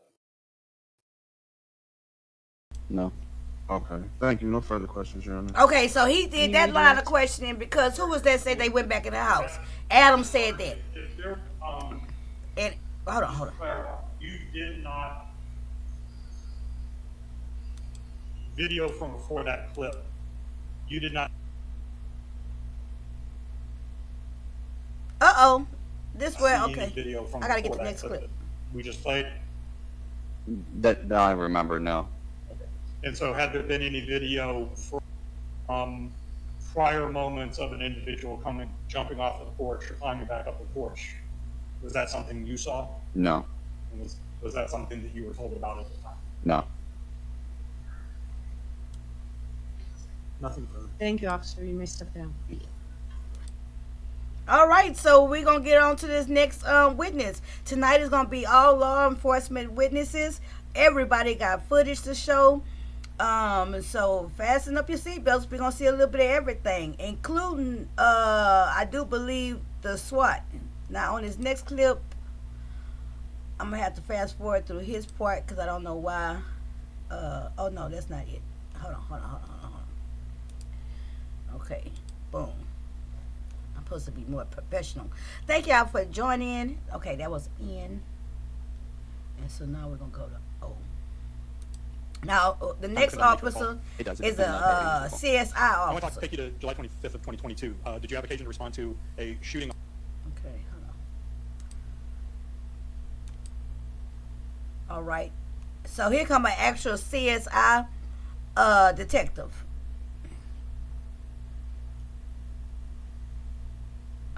It said we couldn't open. Wait a minute, I know you lying. You lying to me. Shout out, lovely love. Oh no. Now this is the clip that I had this why I was late. Because I recorded the first time with no damn sound. One moment. Talk amongst yourself. Let me hit mute while I look for this.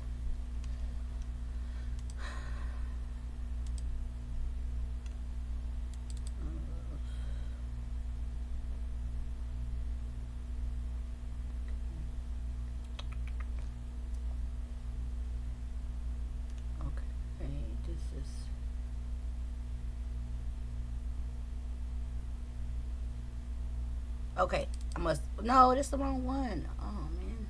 Hold on. Oh, man.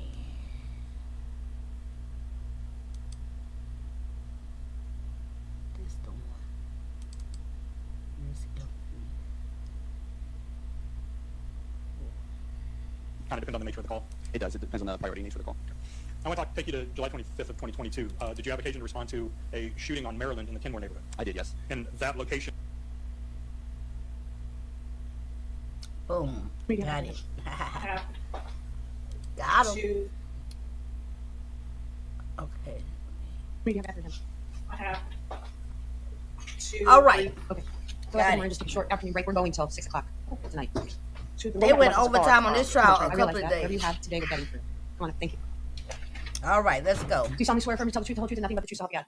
Go ahead and have a seat. Let me Speak fix your the voice up, speed. speaking to the microphone. Hold on. Okay. You may proceed. Will you please state your first and last name, spelling your last name? Donald Frost, F-R-O-S-T. Where are you employed? City of Akron Police Department Crime Scene Unit. How long have you been employed there? I've been employed with the City of Akron almost 31 years. I've been in the Crime Scene Unit since October of 2001. Okay. Where were you, what unit were you in prior to 2001? I was in patrol. Okay. What training or education do you have to be employed with the Akron Police Department? We go through a standard police academy, which is approximately 4 months in length, covering the basics of law enforcement. Once you get into the crime scene unit, there's an additional 380 hours of training specific to evidence preservation and collection. Okay. Two things. One, you're going to use that swivel TV, but just not right now. Can you push it back? It just swivels back, just so I can see your face when you're testifying. Thank you. All right. And you said that extra 300 something hours, was that to be in the crime scene unit? Yes, once you get into the crime scene unit, then they send you to a variety of schools which are specific to evidence identification and collection. Is that ongoing? Do you get updated training every so often? Yeah, there's once you get the minimum amount, there are additional schools available, but it's not a structure that you have to go to. It's sort of on a case-by-case basis based on availability. Okay. Will you tell the court what the crime scene unit does and how it operates? The crime scene unit acts as a support system for either patrol and or the detective bureau in the collection of physical evidence or tangible evidence specific to a case. Specifically things like fingerprints or blood or touch DNA collection, photography, videography. Okay. And how does the crime scene unit get involved in the case? We're typically notified by either a supervisor on scene or by a detective that's requesting our assistance at a particular scene. And once you get to the scene, what happens? We get a walkthrough briefing from one of the officers most knowledgeable. Usually it's a patrol officer and or a case detective that has already been on scene for a while, and they've already gleaned some information to provide context to the nature of the case that we're investigating. Who decides who goes to a scene once you get a call? It's based on a rotation of basically whose turn it is from our unit. Also based on who might be most available or who might have the most knowledge base about a specific scene. Like we have some detectives that are better at video collection, or we have some officers or detectives that are better at fingerprints. So there's a variety of things that affect on who actually goes. When you say who actually goes, do you all work in tandem? How do you decide how many and who goes out? Again, that's on a case-by-case basis. This particular evening, He got there was 2 of 31 us, years which is minimum experience, so he staffing. should be good at So we everything, both right? responded to that scene. Okay, you referenced this case, State of Ohio versus Quinton Nixon. I want to turn to that on July 25th, 2022. Did you get a call to go out there? Yes, we did. Okay, and that was at 2260 Maryland Avenue. Yes, that's correct. Was that in Summit County, Ohio? Yes, it is. Once you got on scene, were you briefed? Yes, we were briefed that there had been a shooting inside the apartment and the victim had been taken to the hospital, and we were there to document the scene and evidence that had been found. Okay, now when you document the scene, do you take that briefing into consideration, or does that briefing guide you in documenting the scene, so to speak? The nature of whatever the crime is and whatever the case facts are at the time of our arrival sort of guides us how we need to proceed throughout the scene in terms of what the case detectives are looking for and what might be important for the case. Okay. Will you please tell the judge how you went about, you and who was the person with you? Detective D'Annunzio. And will you please tell the court how you went about documenting this scene with Detective D'Annunzio? Detective D'Annunzio accomplished the crime scene photography. He also operated the 3D laser scanner to document the scene. I did the crime scene videography, so I operated the video camera. Okay. And again, I say that you both were in tandem, so what he did, you were present for? Yes, that's correct. Because there's placards and there's evidence collection and things of that nature? Yes. And I want to get into that. When you do see a piece of evidence you believe you're going to collect, how do you denote that or show that that's what you want to collect? We try to mark it visibly with a placard. They're typically numbered placards. That way, when you're taking a photograph of the scene, there's a visual reference in the photograph of where the evidence is, because sometimes the evidence is very small and it's not immediately visible in a photograph, but the placards are bigger, so they're more easy to see. And then the photography will progress to each smaller item in sequence. Okay. Now I'm going to show you some photos. Again, you said that you did not take them, but you were with Detective D'Annunzio when they were taken. Is that fair? That's correct. While I'm numbering these, will you please tell the court how you go about taking photos? Do you start in general, get more specific? We started with overview photographs of the scene to give context to its location and the orientation of anything in the scene that's important in terms of structures or large items of evidence. And then we will progress with our photography, moving into specific items, mid-range, close-up, and then when appropriate, we'll actually take macro photographs to show very specific detail.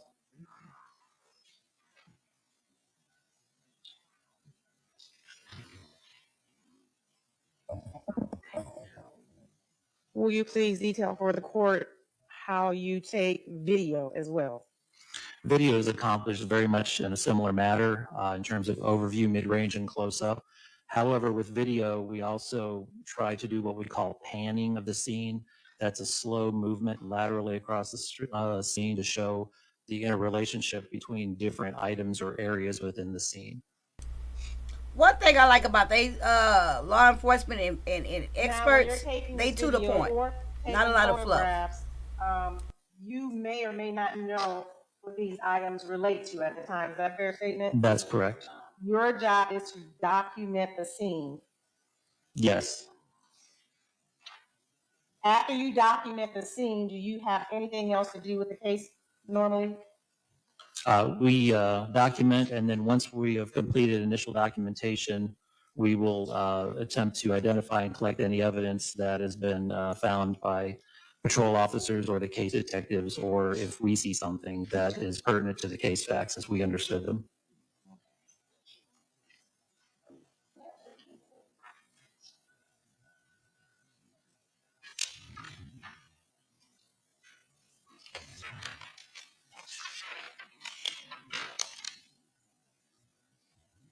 Okay.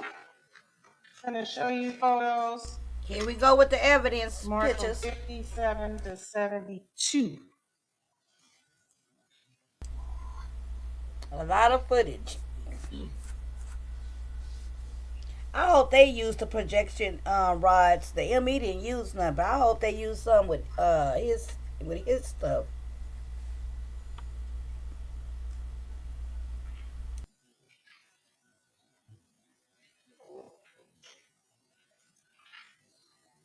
Y'all gotta remember, last night, the judge admonished the prosecutor because she didn't do what she doing now. She had put forth some evidence pictures, and she didn't show them to the defendant.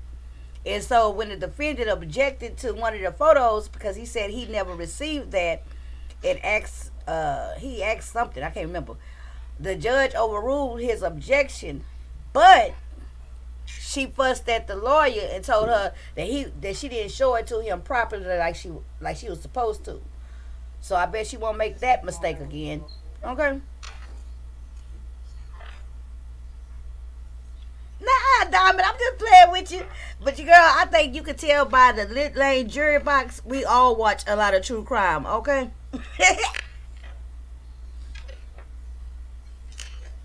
And y'all keep doing these trial watches with me. We're going to become lawyers, judges, expert witnesses. They got a trial that just started. Why he doing that? They have a trial that just started this week. And it's this lady that they say she shot her husband and put him on the fire pit. And they was rich. Very, very interesting. And in that trial, they telling all the family business, okay? When I say all the family business, all the family business. You know, throughout the time that we doing this trial watch, I'll be watching other trials too. While keeping my eye on them so I can know which one is a good one. Yes, I do.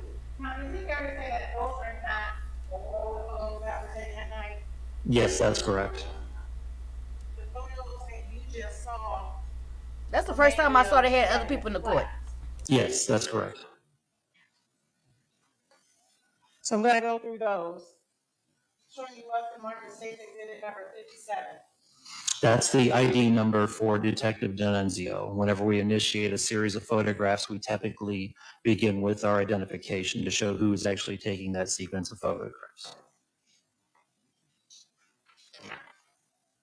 Exhibit number 58. This is the nearest street sign intersection to show a geographical location of where the crime scene is approximately within the city of Akron, Summit County. Now, to be fair, if I was showing you the rest of the pictures, would it start with the outside of the house and start going to the inside of the house?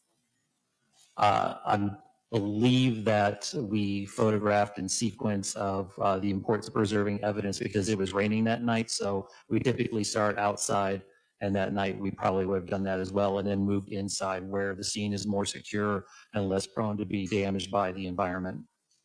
I'm gonna go back to the other ones, but state exhibit number 8, would that be the way the outside looks? Yes, that's the south side of that apartment complex, the front. Okay. Now, again, I'm going So to it's a small set of apartments. state exhibit number 59. What are we looking at in that photo? Okay, here comes This the bullets. is on the back of the couch near the south side living room window, and we see one of the two 9mm casings that was found on the back of that sofa.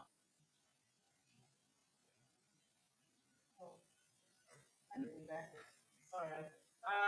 State exhibit number 60. Okay, this is more of a mid-range view of that same sofa by the south side window where we found the two casings. And if I did it in order, normally you do a zoomed in photo next. That's correct, yes. All right, thank you. Showing you what's been marked as state exhibit number 61. This is behind the front entryway at the south side of the residence. And placard 2 is marking a laser sight, and placard 3 is marking a cellular telephone underneath the sandal. And now, placard 62. This is a close-up of that laser sight that was behind the door. And again, you're just preserving evidence. You have no idea if this is pertinent to the case or not. Hey, Twitty girl. Correct. These Welcome are to the items that lab. were identified as items of interest to us by the case detective or officers. Hope that were on the everybody had a scene. good day. And item photo number 63. It looks like a photograph of the sandal, but it was actually a photograph of the cell phone underneath the sandal, yes. Placard number, what's in state's exhibit number 64? This is a holster that was found, I believe, on the sofa.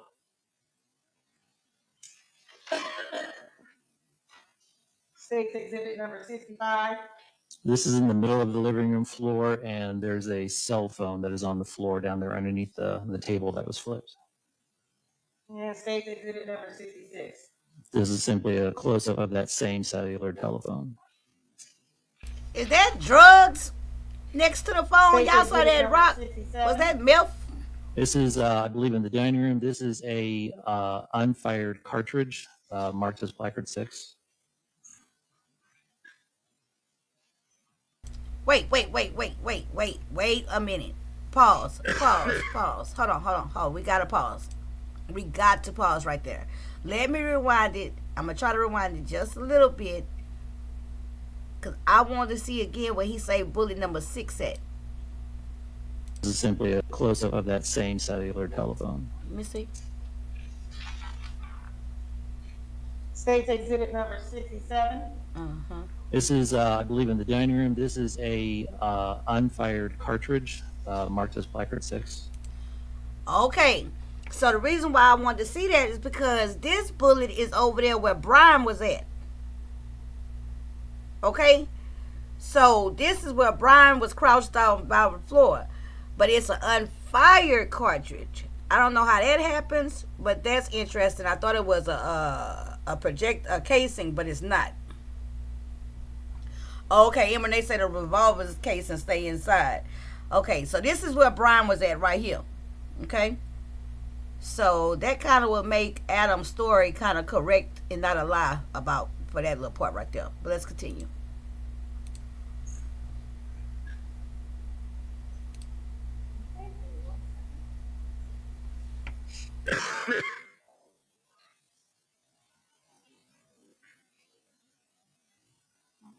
And when you say the dining room, I'm going to show you State's Exhibit number 16.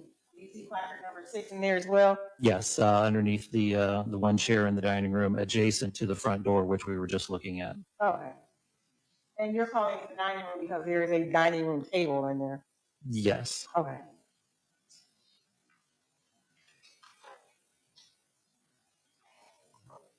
State's Exhibit number 68. This is a close-up of that unfired 9mm cartridge by the chair in that dining area. State's Exhibit number 69. This is a close-up of a backpack in one of the bedrooms. It Ronald was room. identified to us at the time as possibly of interest, but I believe it was discarded as of interest after we had documented it. Okay. And then State's Exhibit number 70. This is a cell phone, I believe, on that backpack or the bed. I don't remember exactly where that phone was, but Damn, I everybody believe left it's their right phones, there. huh? Okay. Yes. And then State's Exhibit, I'm sorry, these are all.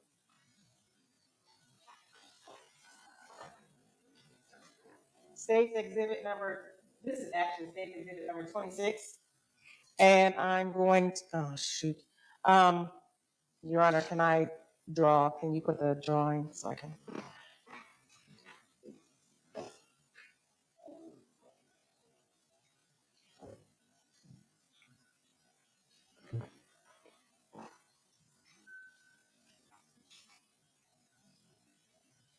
Well, I tried. Oh, Lord. Oh, there you go. Oh, thank you, Your Honor.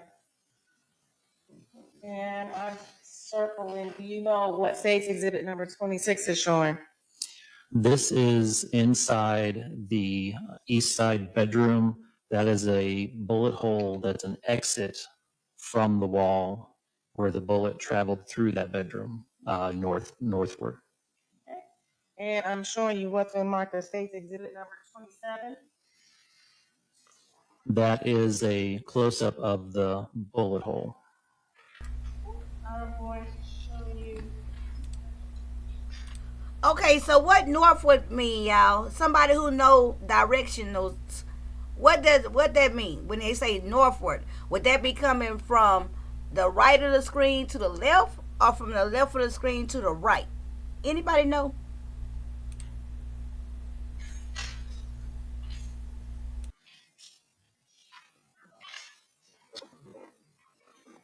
You referenced that it traveled through a wall. I'm going to show you State's Exhibit number 13. And will you please describe for the court what I just circled?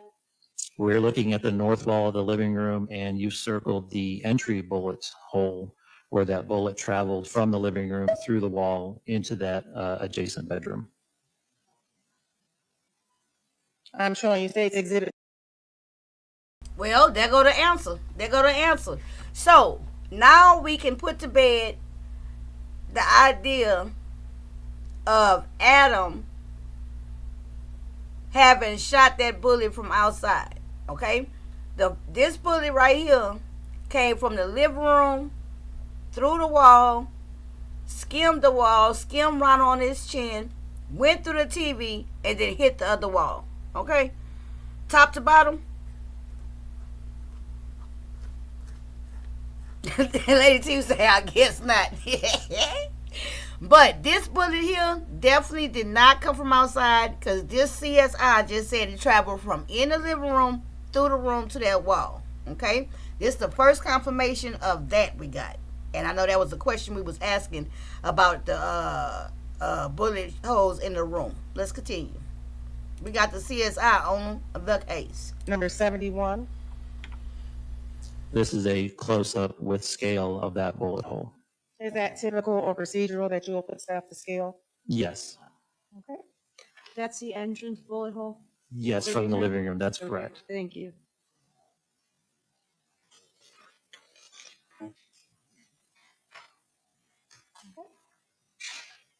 I am going to put back up State's Exhibit number 26.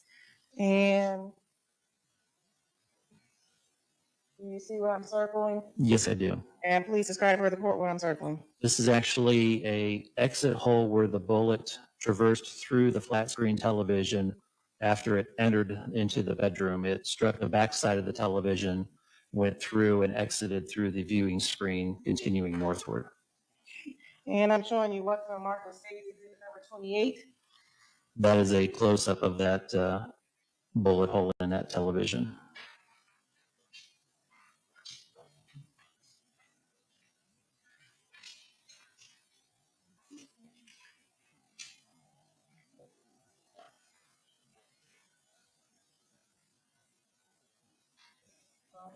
I'm going to show you what's been marked as State's Exhibit number. Here it is. State's Exhibit number 29. And I'm going to circle something. Please describe for the court what I just circled. That is the bullet hole into the very north side wall. After the bullet exited the flat screen television, it continued and entered into that north side wall.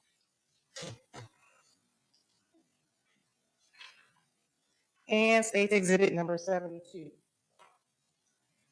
This is the backyard or the north side yard behind the apartment complex where officers on scene had found a purse and a wallet abandoned below the balcony of the bedroom.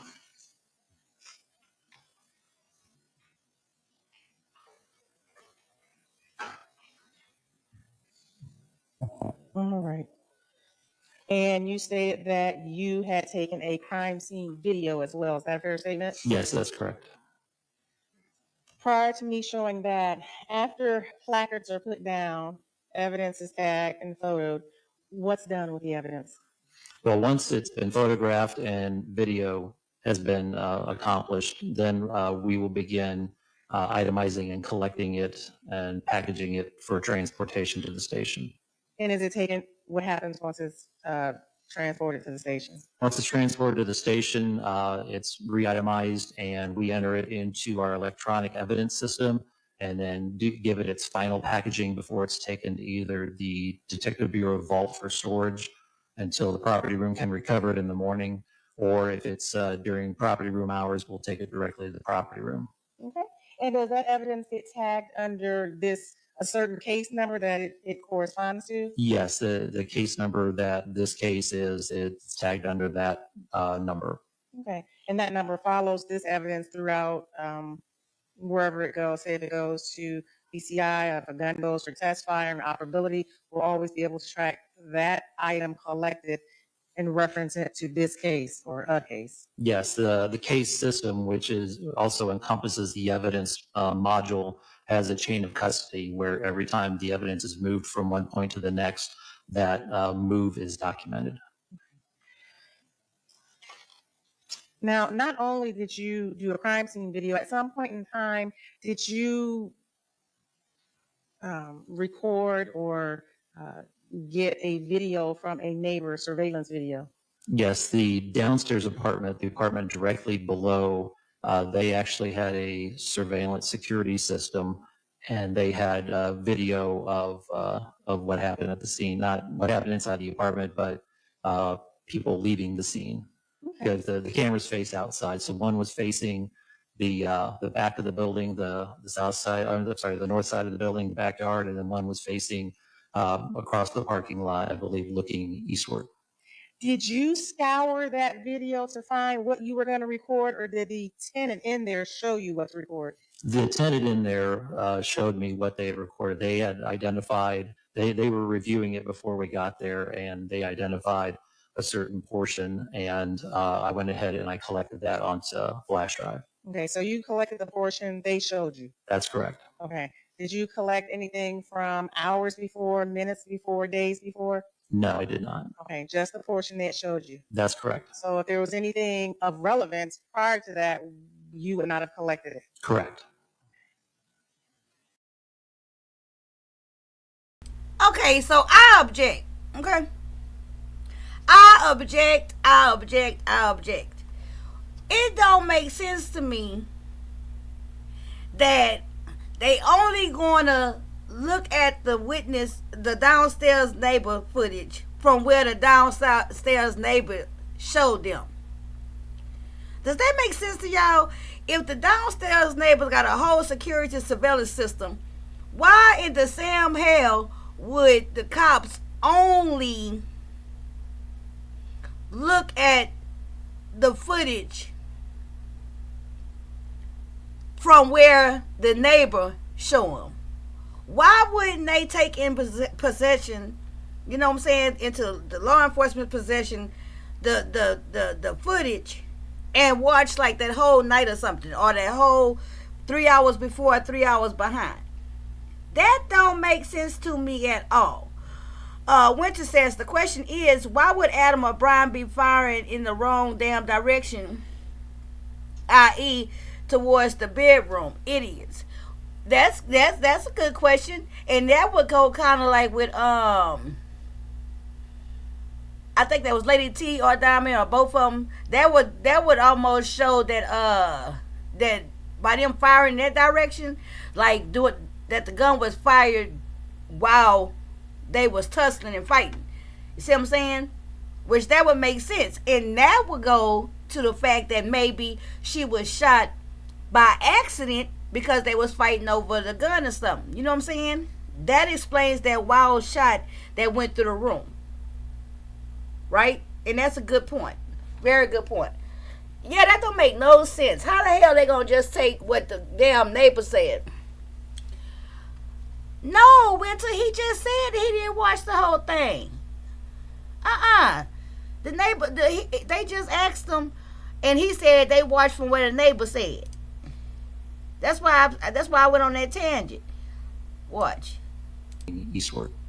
Did you scour that video to find what you were going to record, or did the tenant in there show you what to record? The tenant in there showed me what they had recorded. They had identified, they were reviewing it before we got there, and they identified a certain portion, and I went ahead and I collected that onto flash drive. Okay, so you collected the portion they showed you. That's correct. Okay. See? Did you collect anything from hours before, minutes before, days before? No, I did not. Okay, just the portion that showed you. That's correct. So if there was anything of relevance prior to that, you would not have collected it. Correct. That's Was the insane. time stamp on that correct? No, the timestamp was off by, I believe, 1 hour and 2 minutes. How do you know? I just compared the live feed camera stamp on the playback as it was playing live to my watch to see exactly what the time differential was. And I wrote down the time differential and calculated it as 1 hour and 2 minutes. Is that standard or typical? Do you normally do that? Yeah, there's a lot of systems where the time isn't accurate. So we always try to establish actual time versus system time and then calculate that differential.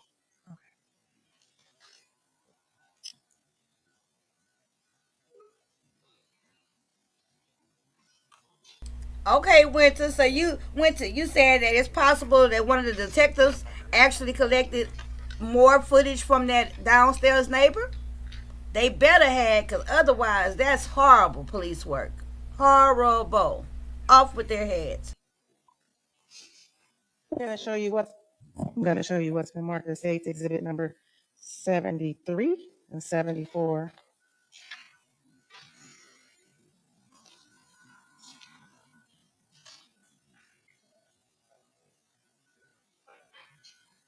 Do you know what we're looking at? And I did not show that to the defendant. Hold on.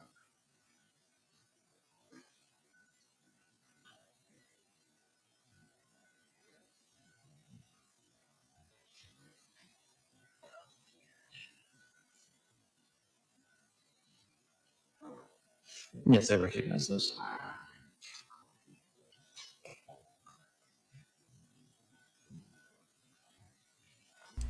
I'm not feeling this footage, okay, Winter? So I'm a hope Exhibit number 73. that one of the detectives did better. Let me be quiet. This is an overview of the front door of the downstairs apartment, the apartment directly below the apartment where the incident occurred. Is that where you retrieved the surveillance video from? Yes, it is.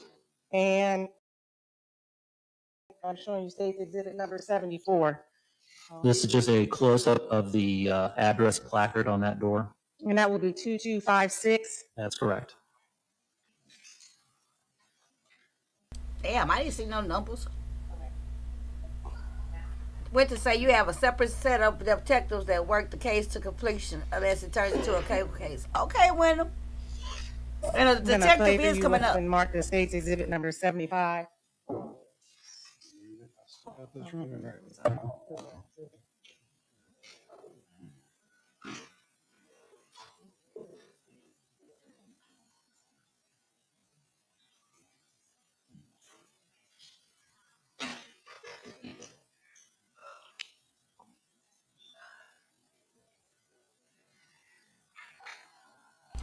Well, them not showing the whole like footage from before the part that they show so far actually work in the defendant's favor because Adam say he went back in. I don't know if that work in the defendant's favor or not favor. I don't know. It just seems shoddy to me. But like Winter said, one of the detectives might have actually did all that. You know. We're looking at 995. What is that? That's my ID number. So I started with my ID number at the beginning of this video sequence, just like Detective D'Annunzio started with his ID number at the beginning of the photography sequence. This shows who accomplished this particular crime scene video.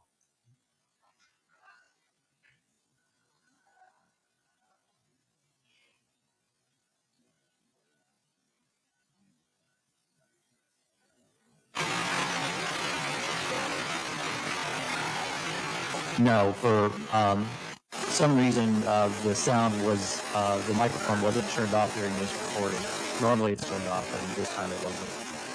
Here we see the intersection sign. We see the apartment complex. That's the balcony for the location of the incident. Now we're looking at the south side or the front door. And then we also see the front windows of the apartment down below where the video cameras were that we captured video from. And now we're just panning the side of the building, which is the east side. There's the parking lot. Now we've moved northward and we're panning that same side, but now we're panning towards the backyard where the balcony was, where the people were jumping off, and where the purse and the wallet were found.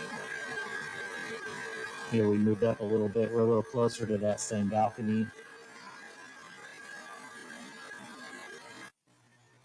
Now we're looking out the bedroom door of that same balcony, but from inside the bedroom. Now we're just doing a pan overview of the bedroom where the people were jumping out on the backside of the complex. They show like Now them we're lights panning on over the to and more resources. where that Excellent backpack point. was in that cell phone. Y'all look to see if y'all see the machete on the floor. There's the cell phone near placard number 7. There go the Now we're standing in machete, the hallway y'all. outside of that bedroom. Oh, let me stop hollering. See the Look machete at by him the swinging your basket? way. And here we're panning. You standing right now? No, I'm Hallway. videoing.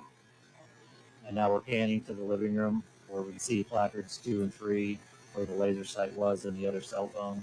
And we see the one placard on the back of the sofa where the 2 casings were found.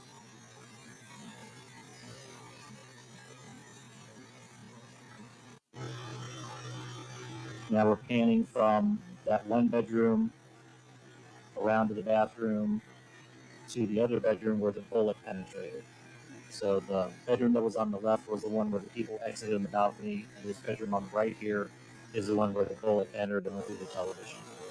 And there we can see the bullet hole in the living room wall, adjacent to that bedroom, that adjoining bedroom wall. Yeah, we're just looking at the same bullet hole in the north living room wall. Here we're inside the bedroom where the bullet penetrated. Here we see the exit hole where it traversed from the living room through the wall into the bedroom.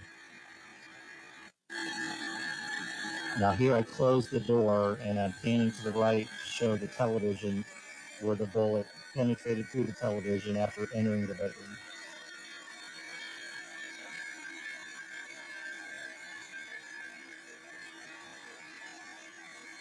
And then panning a little farther to the final bullet hole in the north wall of that bedroom.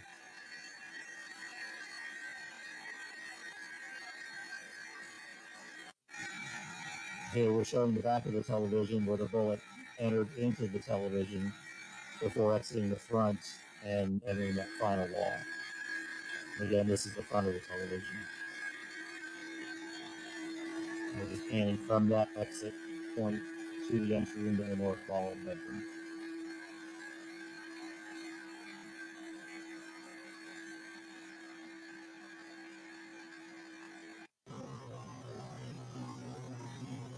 Here we're back in the living room, and we're panning from the hallway left to the kitchen / dining area, where the live cartridge was found underneath the dining chair. And this is just a mid-range of that same dining room table. And we're zooming into the live cartridge underneath the chair at placard 6.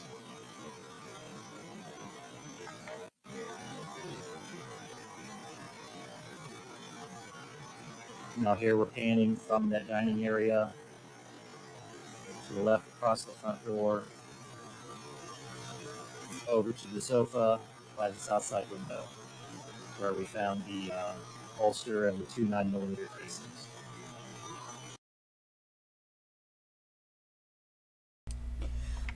Excuse me. I paused right here for a reason, right? So that's where they found them 2 casings at, 1 and 4. Mind you, the victim body was like laying right there in front of that couch with her feet by the door. Like her head was towards the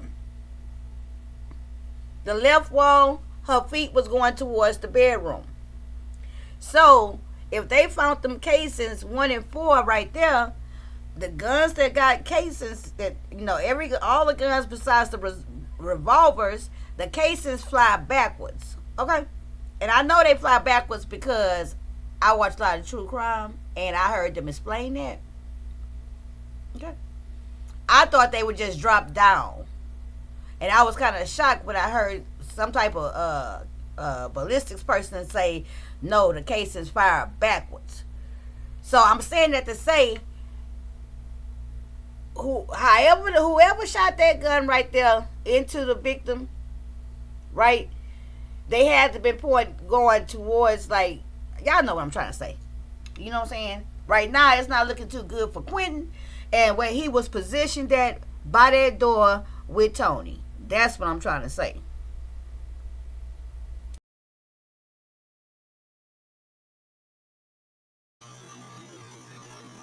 And here, I'm just continuing to pan.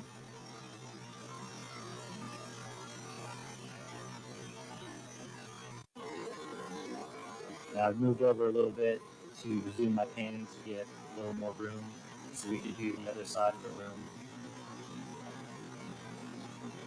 Now we're just panning over to where the overturned table was, and the love seat there that was underneath the bullet hole. This is underneath that overturned table.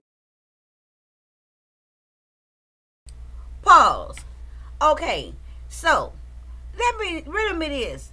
If y'all see how that table turned over and how it's turned, like pushed, and that direction is going in, wouldn't that mean that it would have to be Quinton or the girl Tony who pushed the table from that direction?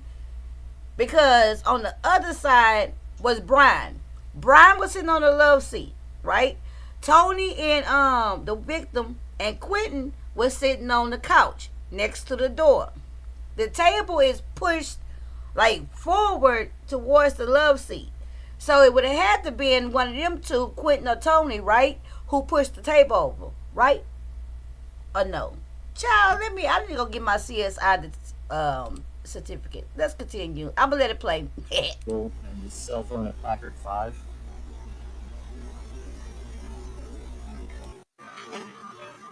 This is just a mid-range of the laser sight at placard 2 and at the cell phone underneath the sandal at placard 3. This is one of the 2 9mm casings that was on the back of the sofa at placard 1. And that's the other casing that was on the back of the sofa against the curtain It's the same placard, same general area. And this is the mid-range close-up of that holster that was on the cushion of that left seat there.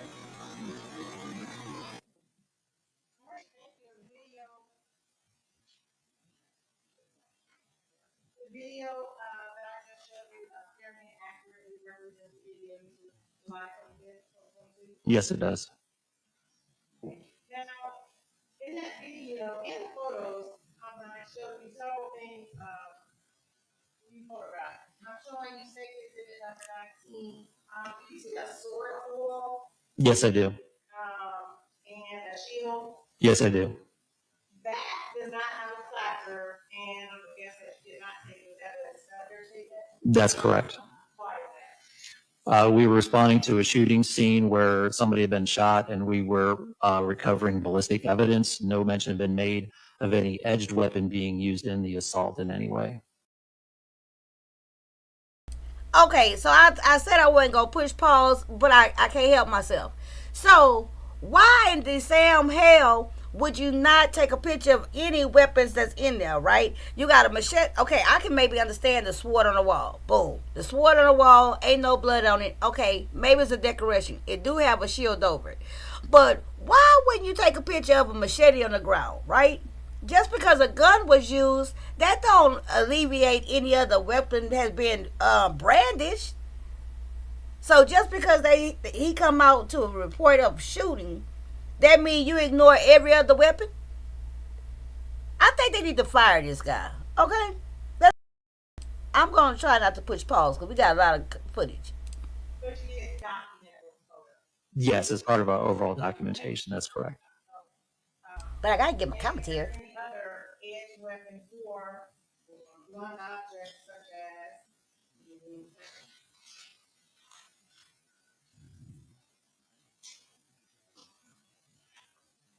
exhibit number 25. I'm sorry, Your Honor.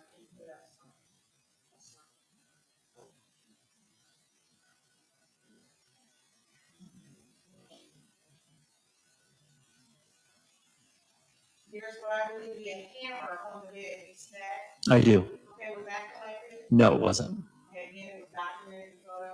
Correct. Why wasn't it collected? At the time, it was not part of the case facts we were presented with in terms of what happened, so we had no idea that it was evidentiary in any way, if it was at all. So this is not like on TV where you just don't collect everything. Right. Any evidence we collect is probative in nature based on the case facts we have at the time.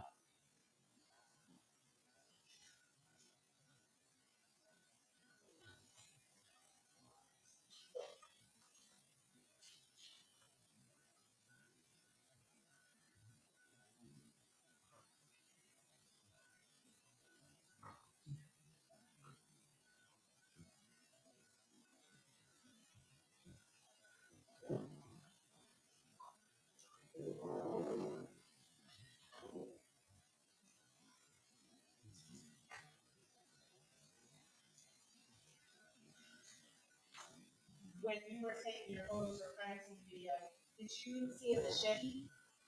I did not recall seeing a machete at all.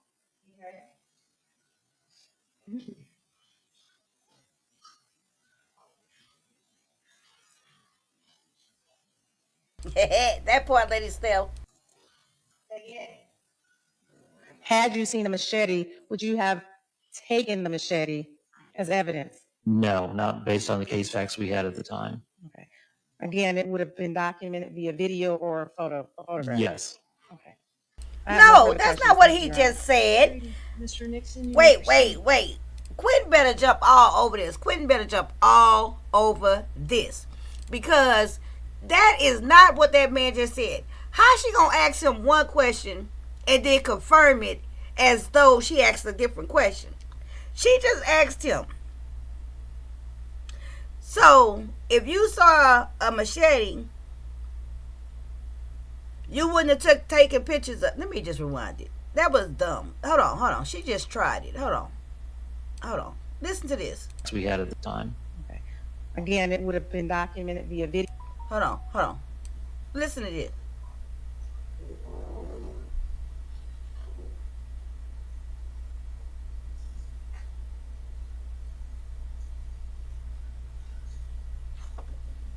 were taking your photos or crimes video, did you see a machete? I did not recall seeing a machete at all. How he missed that machete?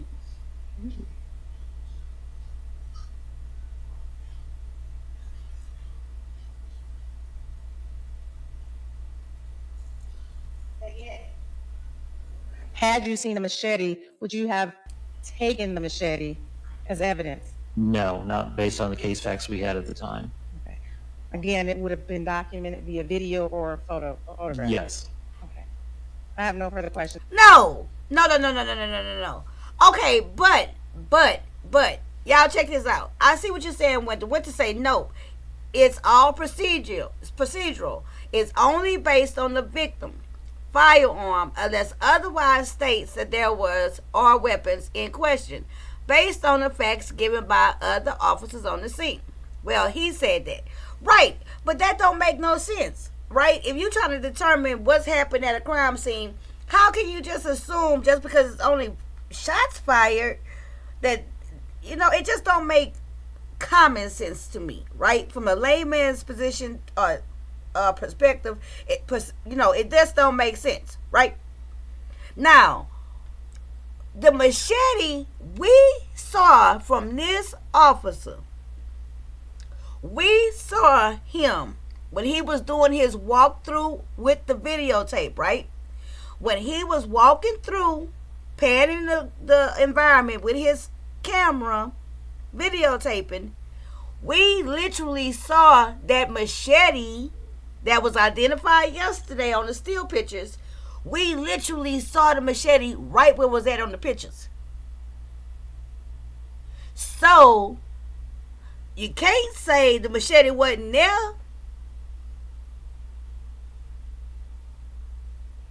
Right, because we wasn't there and saw it. Have we actually confirmed there was a machete? Not what we say we saw, but was it fact? That's the process, unfortunately, Demetra. Yeah, but we saw it was a big serrated edge blade. Let's continue watching. Maybe they gonna answer these questions, child. Hold on. Let's continue. And Jill, stop laughing at me. Hold on. This is getting interesting. I call bullshit, okay? Thank you, Your Honor. Alrighty, Mr. Nixon, you may Right, proceed. why he say he just didn't see it?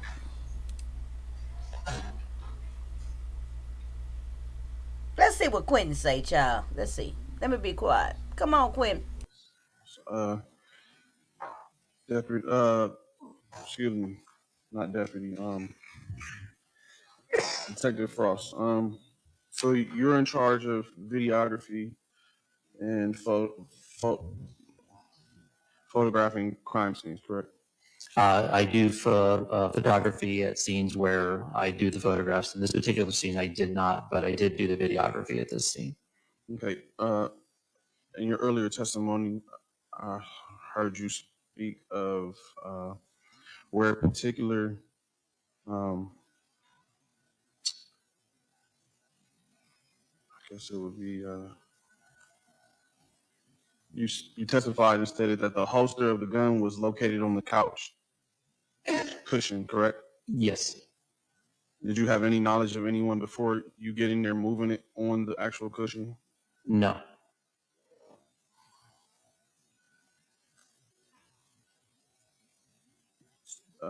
Did you know that another officer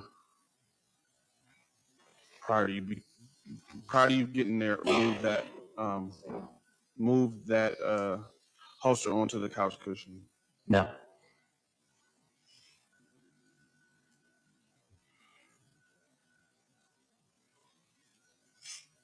You stated that there wasn't a machete on the scene anywhere, correct? No, sir. I said I did not see one. I did not say there was not one. Okay. Were you in charge? Well, let me see.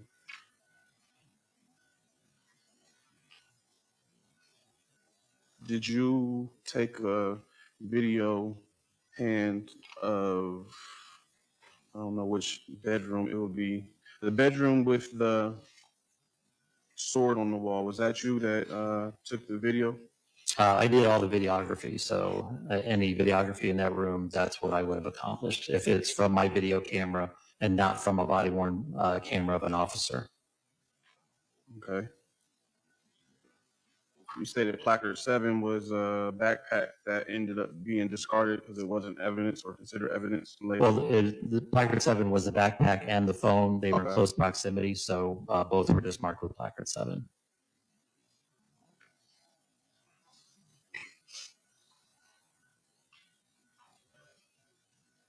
Child, Sunshine gonna have to catch all this replay. Why you can't say it was? How come? You remember the blade last night, Winter? I guess my question would be, when trying to keep the I hope they show a close up integrity of the again. crime scene, or making sure things don't get moved or cross-contaminated, how do you go about doing that? Once I arrive on scene, we make sure that a perimeter has already been established by the responding officers and detectives. We assist if any additional perimeter needs established. Once that happens, though, we're all trained Hey, that chill out. How we you try to doing minimize during our the storm? interaction with the crime scene to document it as closely as possible. You must be faring kind How of it okay. was, You when in we the first chat. arrived. I hope that mean everything Okay. is well where you And at. the pictures that the state just showed you, the exhibits,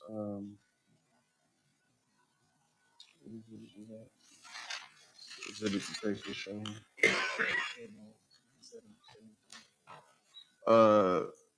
57 through 72, did you take, are those your photos? No, sir. Okay.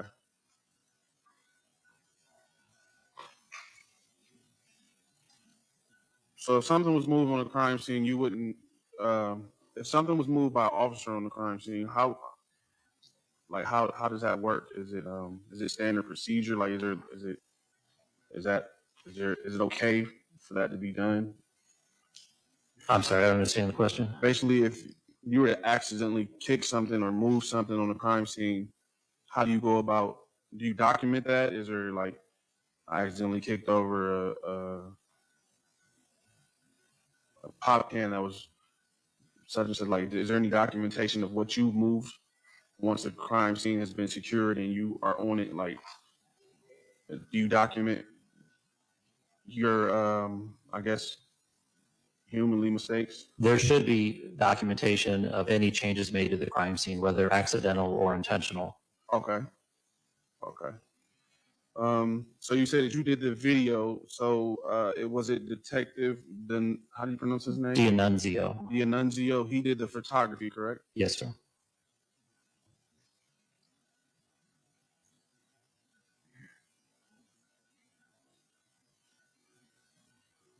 So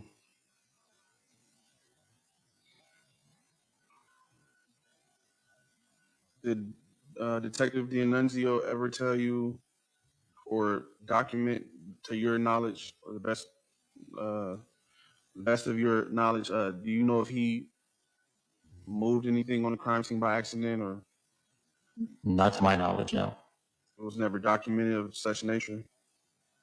I don't know if he moved anything. He never communicated it to me if he did, and I don't remember seeing any documentation to that effect.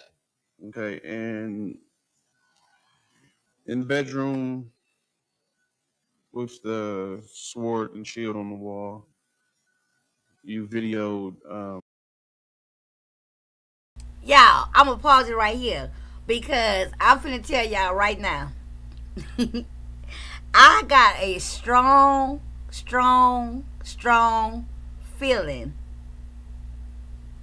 that a trap is being laid on this cross-examination. I do not know by me seeing it because I have not seen this part, but I really feel like a trap is being laid. Let's see.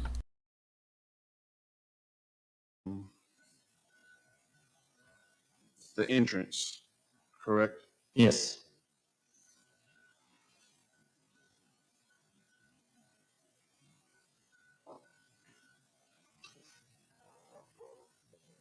Did you see any machetes or knives besides the one that was hanging on the wall? No, sorry, did not.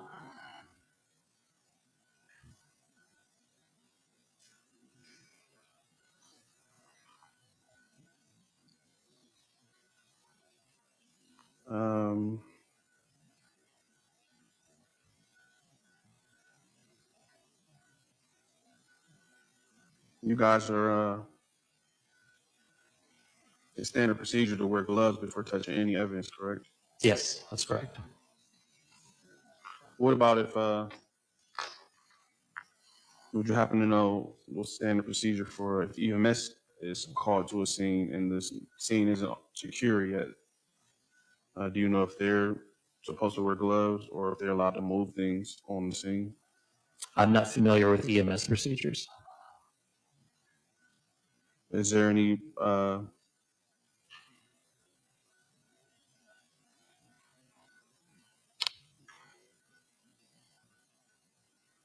so there isn't a protocol, or would they have to tell you if they moved anything on the scene? Like, would it be documented? If they informed us that they moved something, we would document it. Also, it's not mandatory. I can't speak to their protocols, sir. Okay.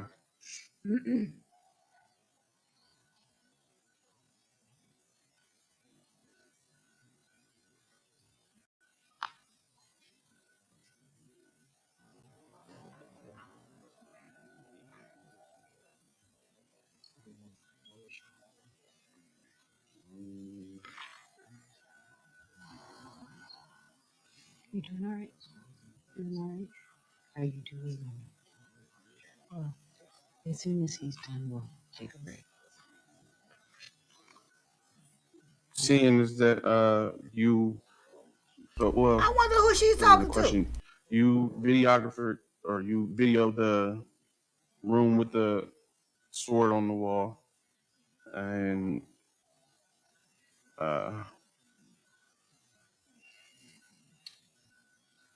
you said that you didn't see a machete or a knife besides the one that was on the wall, correct? Correct.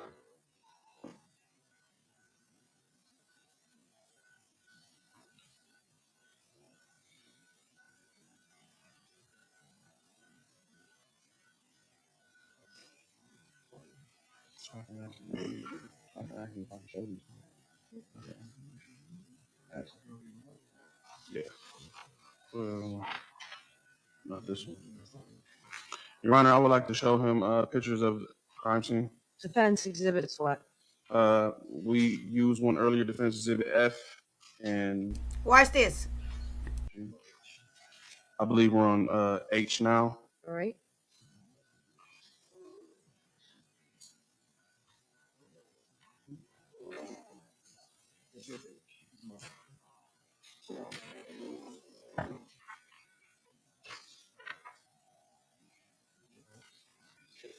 Yeah.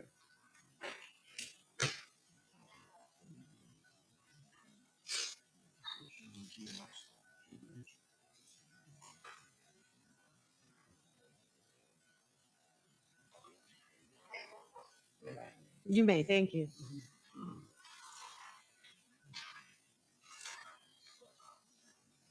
Can you take a look at those photos and describe what you see in them to the court, please?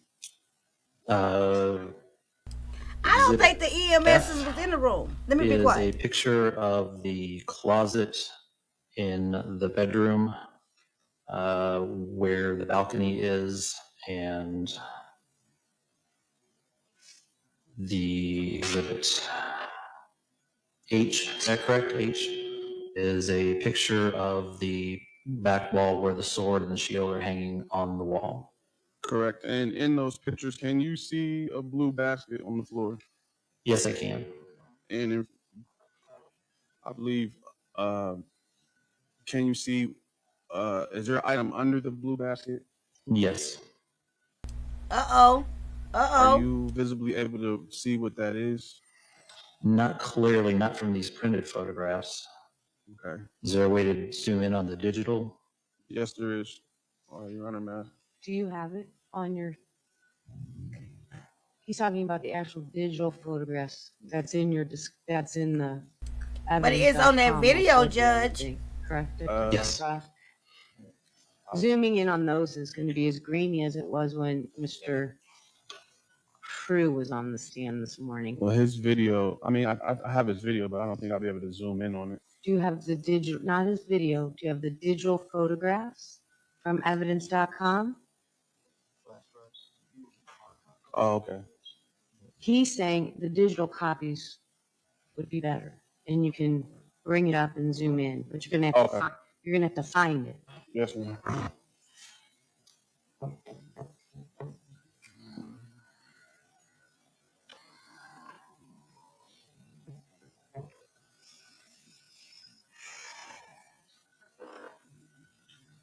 And they're probably not labeled, right?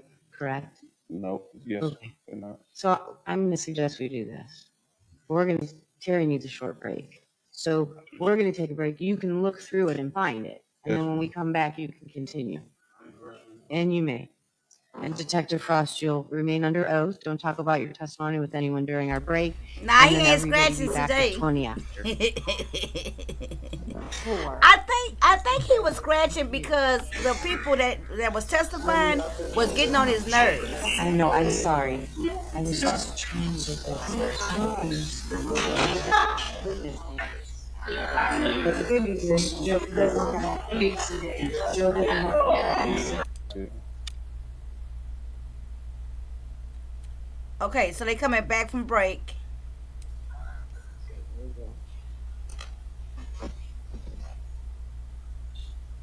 I think he got his hair washed over the weekend. When I peeped in today, he was testifying on his own behalf. I did not listen to it at all because I wanted to be surprised. I want to live react with y'all, but I did notice his hair was See different. that plus sign up at the top. Okay, so now we Next to the back, garbage can. Yes, ma'am. Click on and that. now he trying to lay If his you're trap trying for to the zoom in. CSI. You might have to realign it. And y'all see the judge is treating him with a little bit more respect towards how he represented himself. Have y'all noticed that? In the last couple of days, this is day 3. We're gonna call this defense exhibit I, Oh, or, well, it's the picture, so what is that? Digital version of Exhibit F. Okay, thank you. so,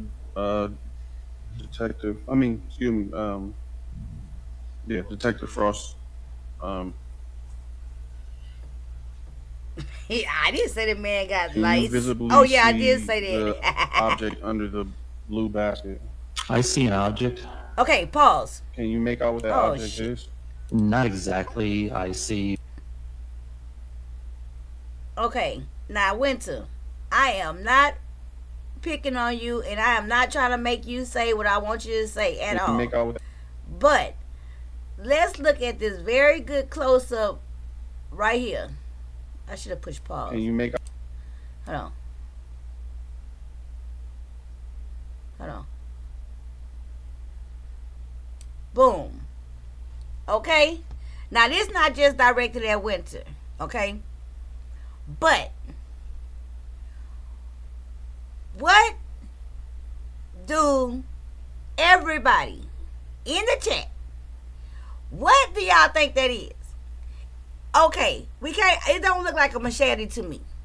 Okay, it don't look like a machete because I thought a machete just had I didn't know a machete could have like a smooth side, sharp side, and a serrated side, right?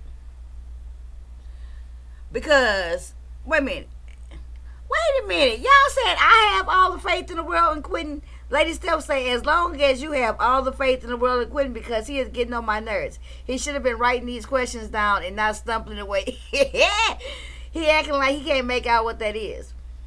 Silky say like a sword. Winter say, sorry, that kind of looks like a blade saw, a brand saw blade of some sort, only because of the edges. Okay. A knife. Like Miss Steph 219 say a knife. Let me ask this question of y'all, right? Let's say it's a blade saw, like for a power tool or something. Or let's say it was a machete. Or let's say it was a sword. Whatever it might be.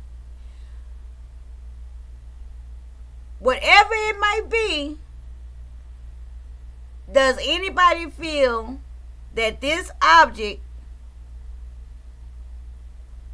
could be used as a weapon?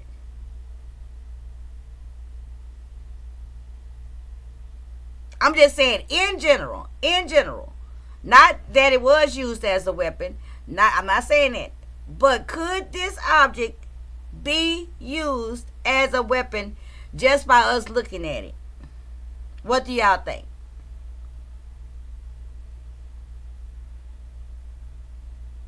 My answer, of course, is yes. Winter says machete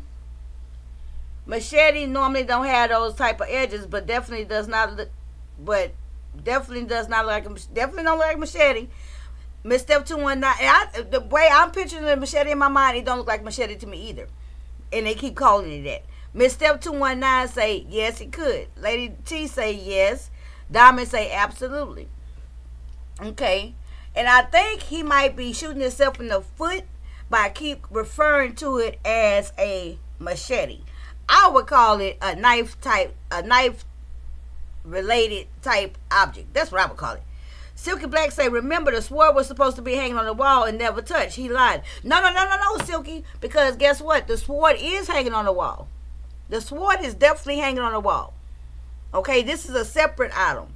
Because when they panned the room and took the pictures, the sword is hanging up under the shield, and this unidentified sharp object is laying here. Okay, and this detective, he says he saw the sword and the shield on the wall. He says that, right? But he's saying he don't know what this was. He didn't see it, and now they showing it to him up close. You know, y'all gotta remember. Not y'all gotta remember, but y'all remember. And I am not swinging for Quinton, okay? But you have to remember that Quinton's defense is self-defense. Okay? That's his line of defense. That's his argument. His argument was that he had to protect himself. His argument was that he was attacked and threatened. Okay? So let's continue. I just wanted to see about this object here. I just wanted to make that, I just wanted to talk about that, basically. Can you make out what that object is? Not exactly. I see what looks like possibly a serrated edge on the left. And then on the right side of it? I see a color differential running along the axis, not inconsistent with the edge of a blade. You said it's not inconsistent? Correct.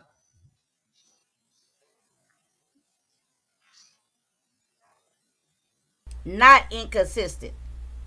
Why he couldn't just say he could be? Because he can't tell definitively.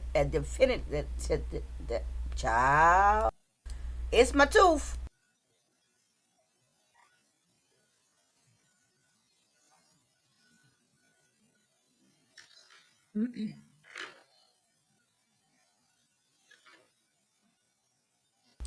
Wait a minute. What? Wait a minute, Winter. Wait. Diamond say, look here, I'm definitely swinging for Quinton. Winter say, wait a minute, Winter. Winter say, that was purposely, wait a minute. That was purposely placed to be specifically seen due to the direction it is pointing. Or it has been there because the blade would be facing under the basket to be concealed. Exactly, Winter. And I don't know if you remember. I don't know if y'all remember. I kind of remember specifically when the very first conversation about this unidentified sharp object, when it very first came up, right? And it first came up during Rodney's testimony, okay? That's when it first came up, during Rodney's testimony, and Quinton was asking him about, do he see this object? Do he know what this is? At one particular time, because Ronald was saying no, like everybody else saying no, that's when Quinton was pointing out the pictures and the close-ups, and he was saying that it looked like the police off. It was stated that it looked like at first it was underneath the basket in an attempt to be hidden, because they had one picture where it was underneath. They had one picture where the basket was moved over. Okay, went to say that was purposely placed to be specifically seen. Oh, wait a minute. Did I just read that? Or did you say it again? Okay, so who you think purposely placed it there, Winter? And, I ain't trying to drill you, but I'm interested. I'm very interested. We just talking it out. Let's continue. And let me not get tunnel vision. I think I didn't got tunnel vision. Digital version of Exhibit H, yes.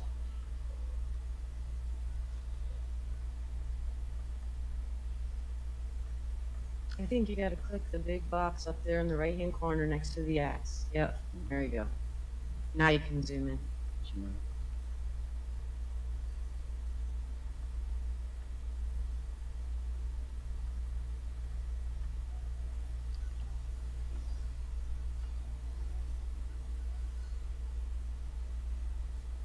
Can you see that same object that we were just speaking of? Yes, sir, I can.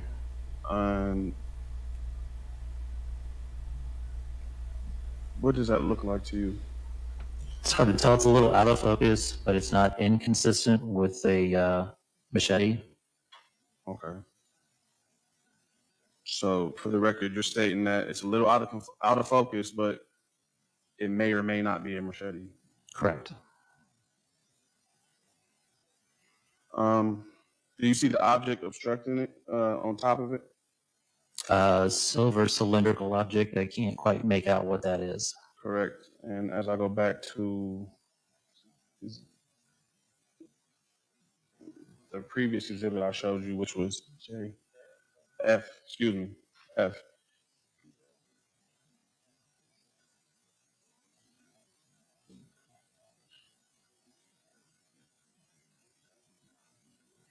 And mind you, at this time, no one besides the crime scene unit was on the scene at this time when these pictures were taken. In this shot, can you verify that?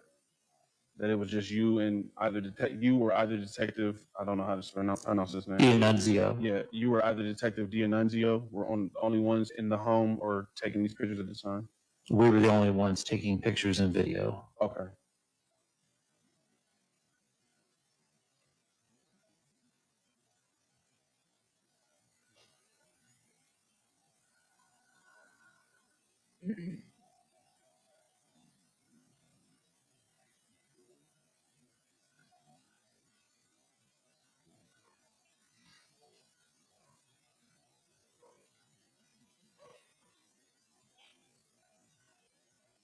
I would slide the blade part out under the basket and probably have the handle out.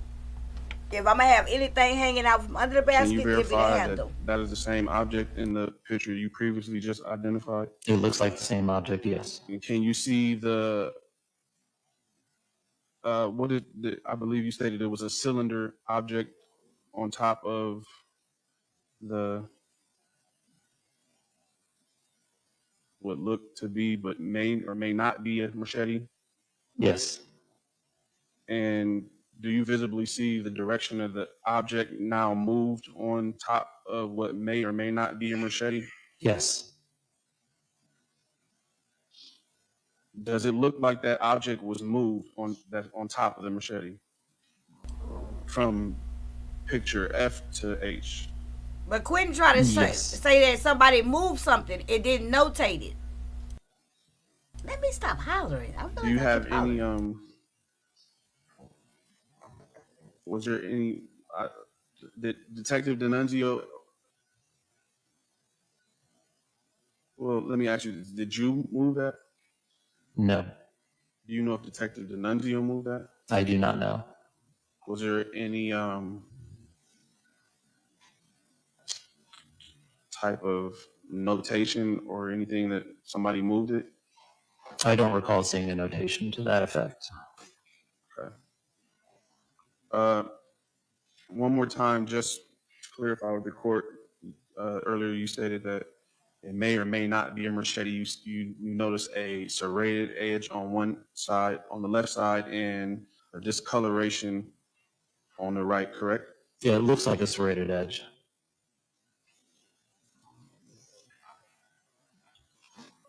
Your Honor.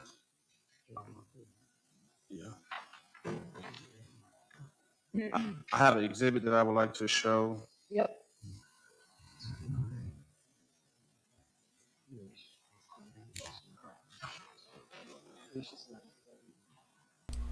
I think, I kind of get where Quinton try to go with this. You may thank you, Mr. King. Right, Ms. Steph 219, they not admitting it. Go ahead, Mr. Nixon. I am not rooting for Quinton.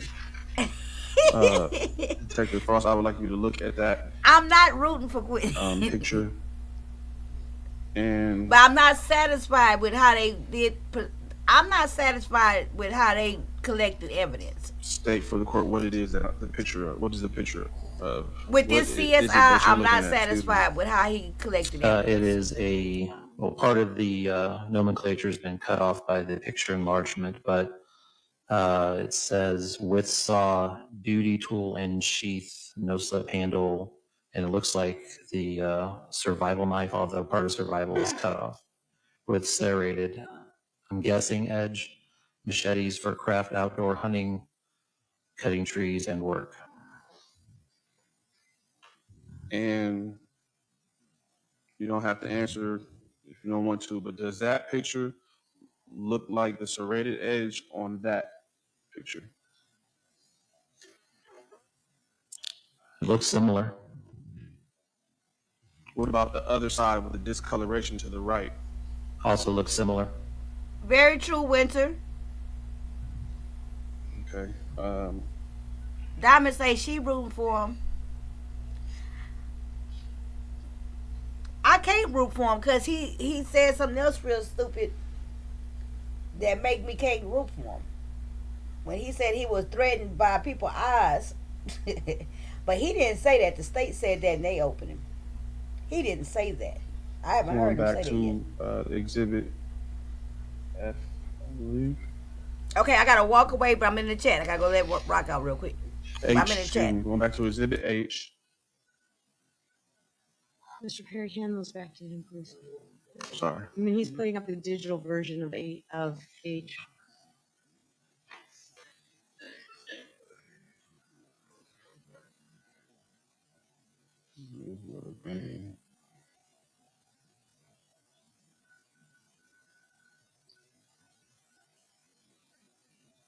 Can you see the digital version? Yes. And do you see the same object that we spoke of under the blue basket? Yes. And once again, you don't have to answer if you don't want to. Can you look at the exhibit I've given you and look at the digital version of exhibit H? No, I think it's F. F or H. Can you look at the back of the picture from Detective Frost? Can you look at the picture, the up and down picture, and tell me what, yeah, that one, what exhibit that is on the back? This is Exhibit H. I'm sorry. Go ahead. Can you look at that picture, exhibit H, and then look at what you see on the screen, the actual digital version of exhibit H, and then also look at exhibit I, and can you make a comparison? From this picture, they look dissimilar. How is that? The printout from online, did you call this Exhibit I? Yes. There's a circle near the end of the blade. Correct. I'm not sure what that is. I'm not seeing that circle clearly on this picture. Correct. Is it safe to say that all machetes aren't made the same? Yes. Do you still see any resemblance of a machete in the digital picture on the screen? Yes. So you stating on record that you still see a resemblance of a machete on the digital picture on screen? Yes. And does that picture match the physical printout of a machete that was handed to you, Exhibit I, without this circle? They're similar. Okay.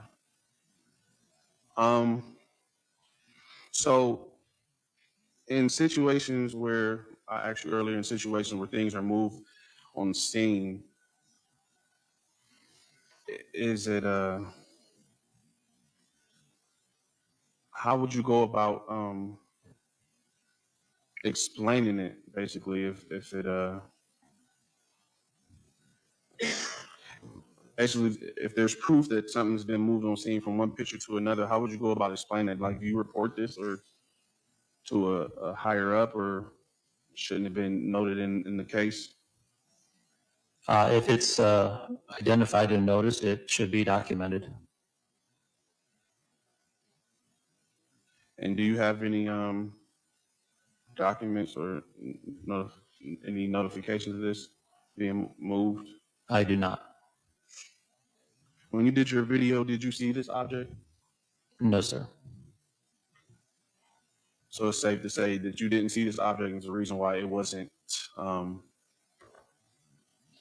marked as evidence?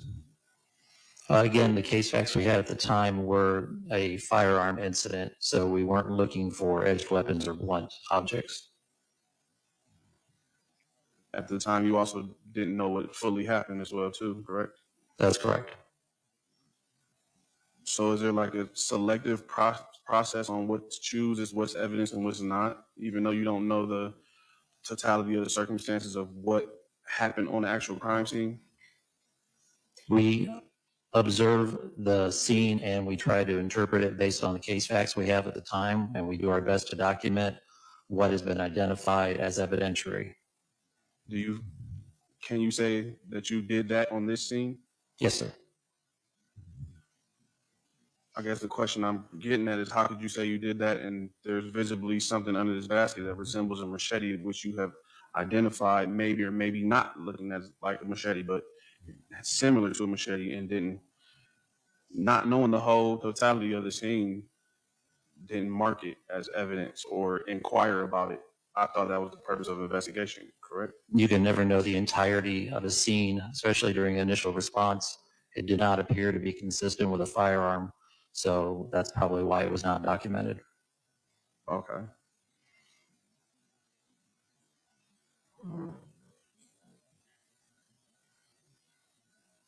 I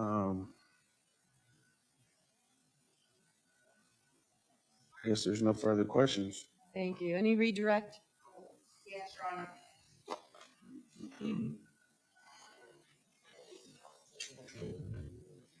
Go ahead and close your system out. I need to change it back over. I was talking to Mr. Nixon. There you go.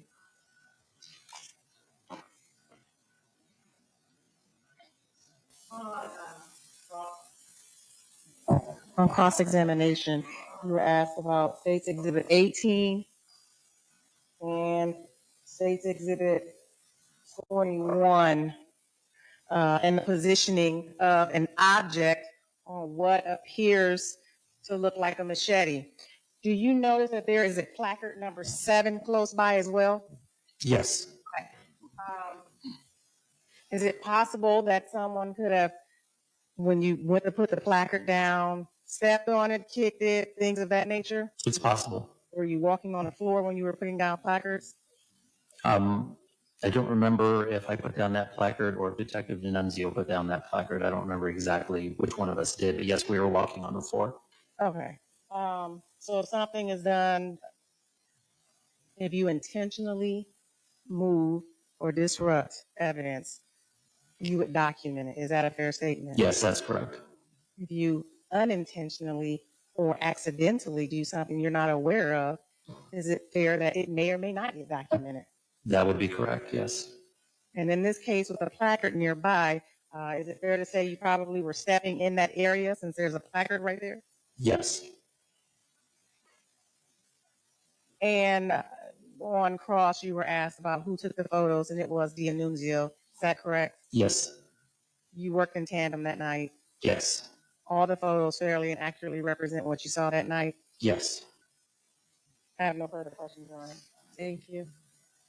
Detective Frost, did anybody attempt to retrieve the projectile from the wall in the bedroom? No, Your Honor.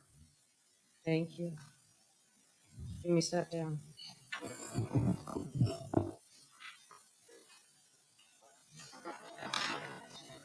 Call your next witness.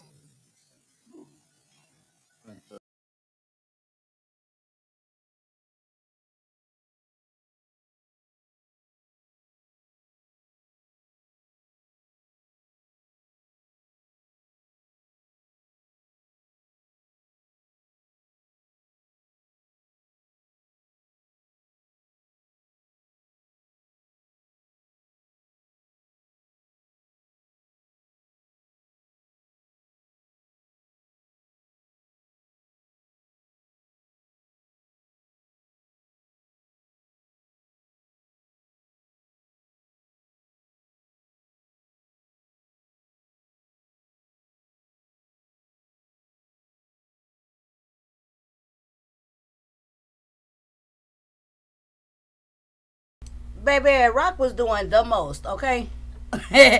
The most on that walk outside. I'm out of breath. Hold on, let me see.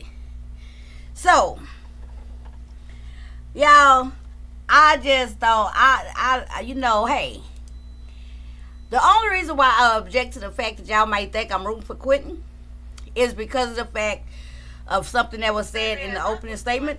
So I can't just trust that he didn't. We know that he shot the girl because he said he shot her. But I'm kind of leaning towards the fact that we all said it was some type of setup. Y'all, I gotta catch my breath. Rock be doing too much. Hold on. We're gonna do one more. What was that? That was oh shoot, what video? That was oh yeah, this is the officer from the SWAT. Hold on, let's see. Can y'all hear me? Okay, y'all, I got gumbo with no rice. Okay, I feel Caucasian. No offense to my Caucasian lit laners. Okay. Okay, we saw this And, part. physical exhibit H. Digital version of Exhibit H, yes. Is it that? Did you have operating body cam that night? I did. Okay, here you go. I had to redo this one too. Let me see. Okay, here we go. Call your next witness. Let me fix the speed.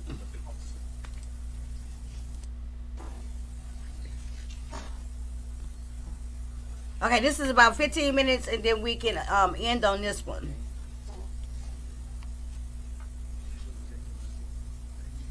I think I got like, this is slide P, clip P, and I got a P2 and a Q. We'll do those tomorrow.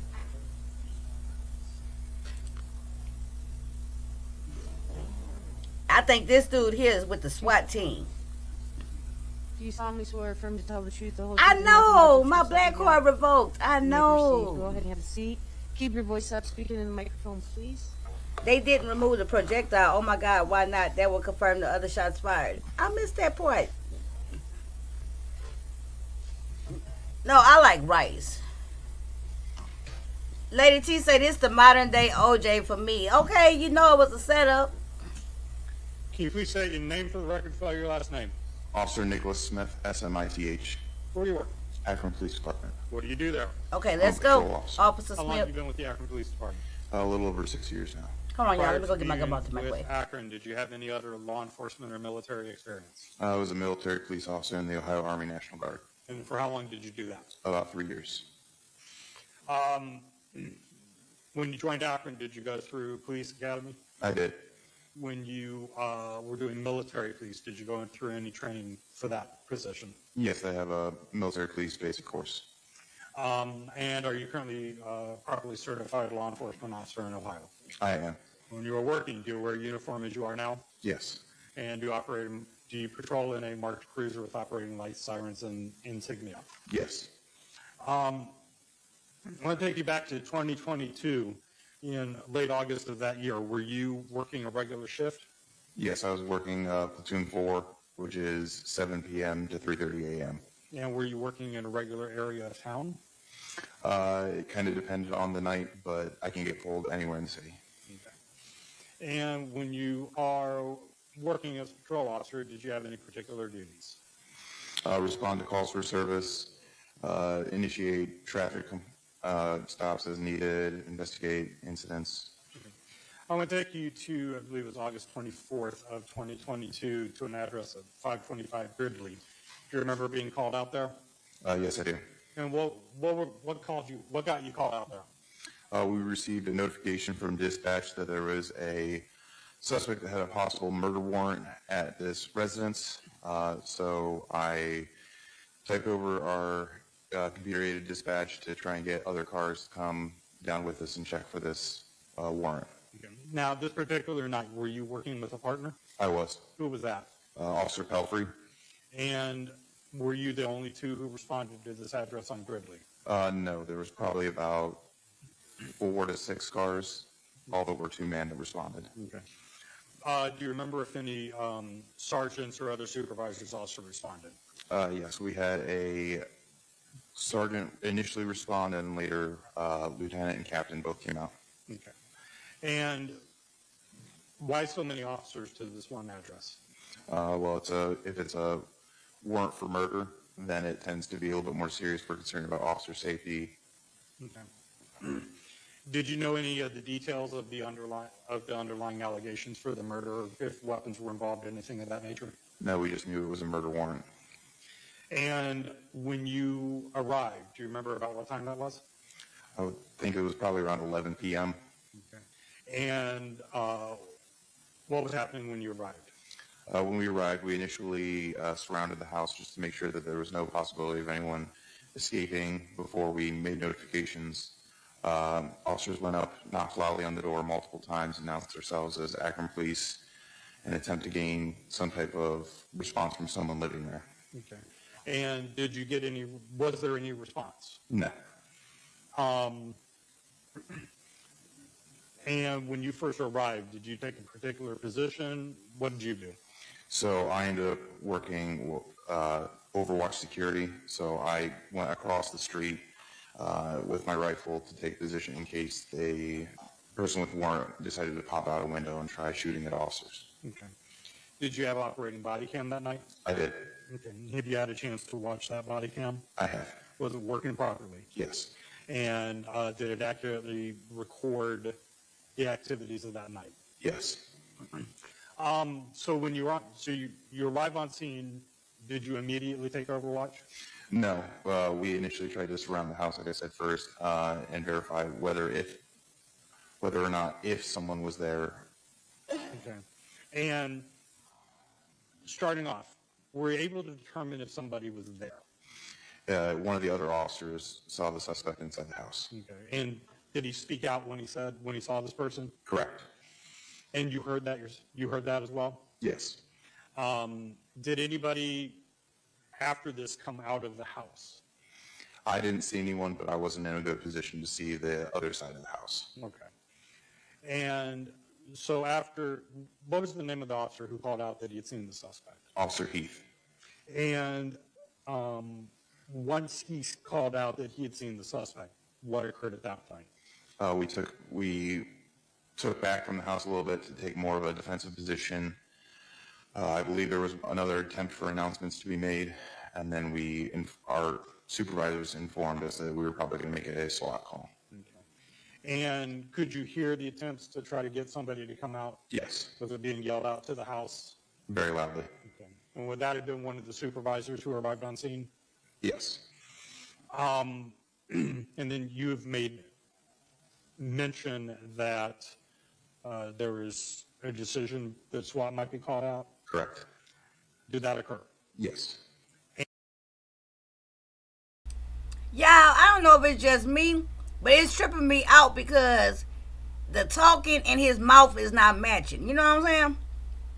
And then winter hitting ones. It's getting late. After this, we gonna end it because everything going crazy. Okay? Let's see. And how long were you on scene before that occurred, if you know? I think we were on scene for about an hour before SWAT began to get there, and then probably about another 45 minutes to an hour before they were fully in place. And during this time that you were waiting for SWAT, were there still any attempts to get the person to come out of the house? When the SWAT truck first arrives, there was a SWAT negotiator that comes out with a loudspeaker. So yes. And were they successful? No. And during that time, you stayed on Overwatch? I did. And what's the process from there once SWAT arrives? How does that affect what you do? SWAT moves in positions which they arrive. So if the sniper team arrives, they tend to take the position that I had, and then they replace officers as they arrive on scene. Okay. And so when SWAT began arriving, did they immediately take the Overwatch position that you had been on? I believe they was one of the first ones relieved, yes. And then once you're relieved by SWAT, what?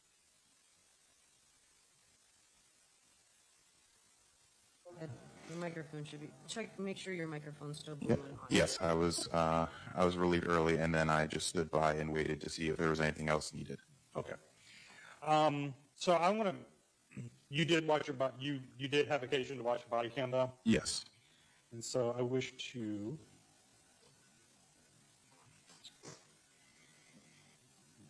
get this ready. Ken, Masich, come in here.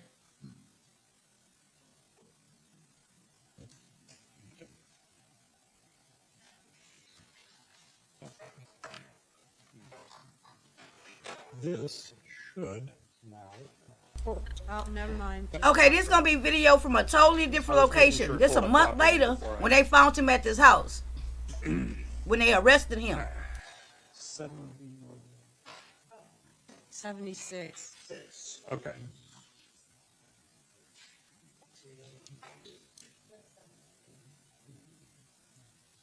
All right. This time, Your Honor, state would wish to play a short clip. The state's exhibit. See, that's totally different. That's a whole different place.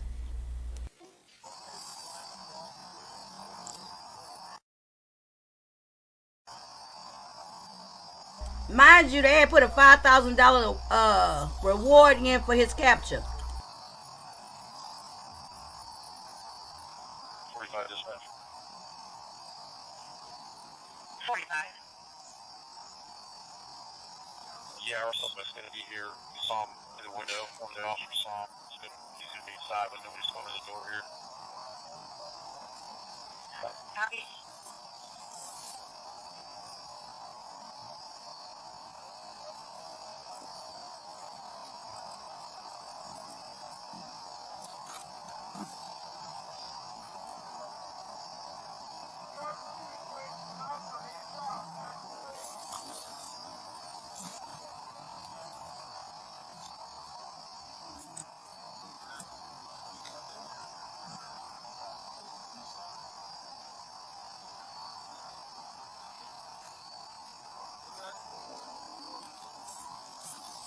Hey, go ahead. While we grab the car up, put the lights allowance. Pop cigarettes now. Once they come grab it now, we'll park you in the car.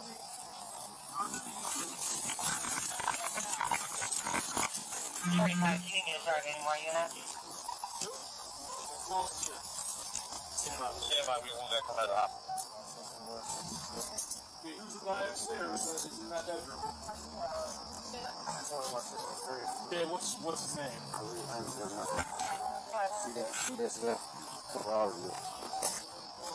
Copy, one apprehension.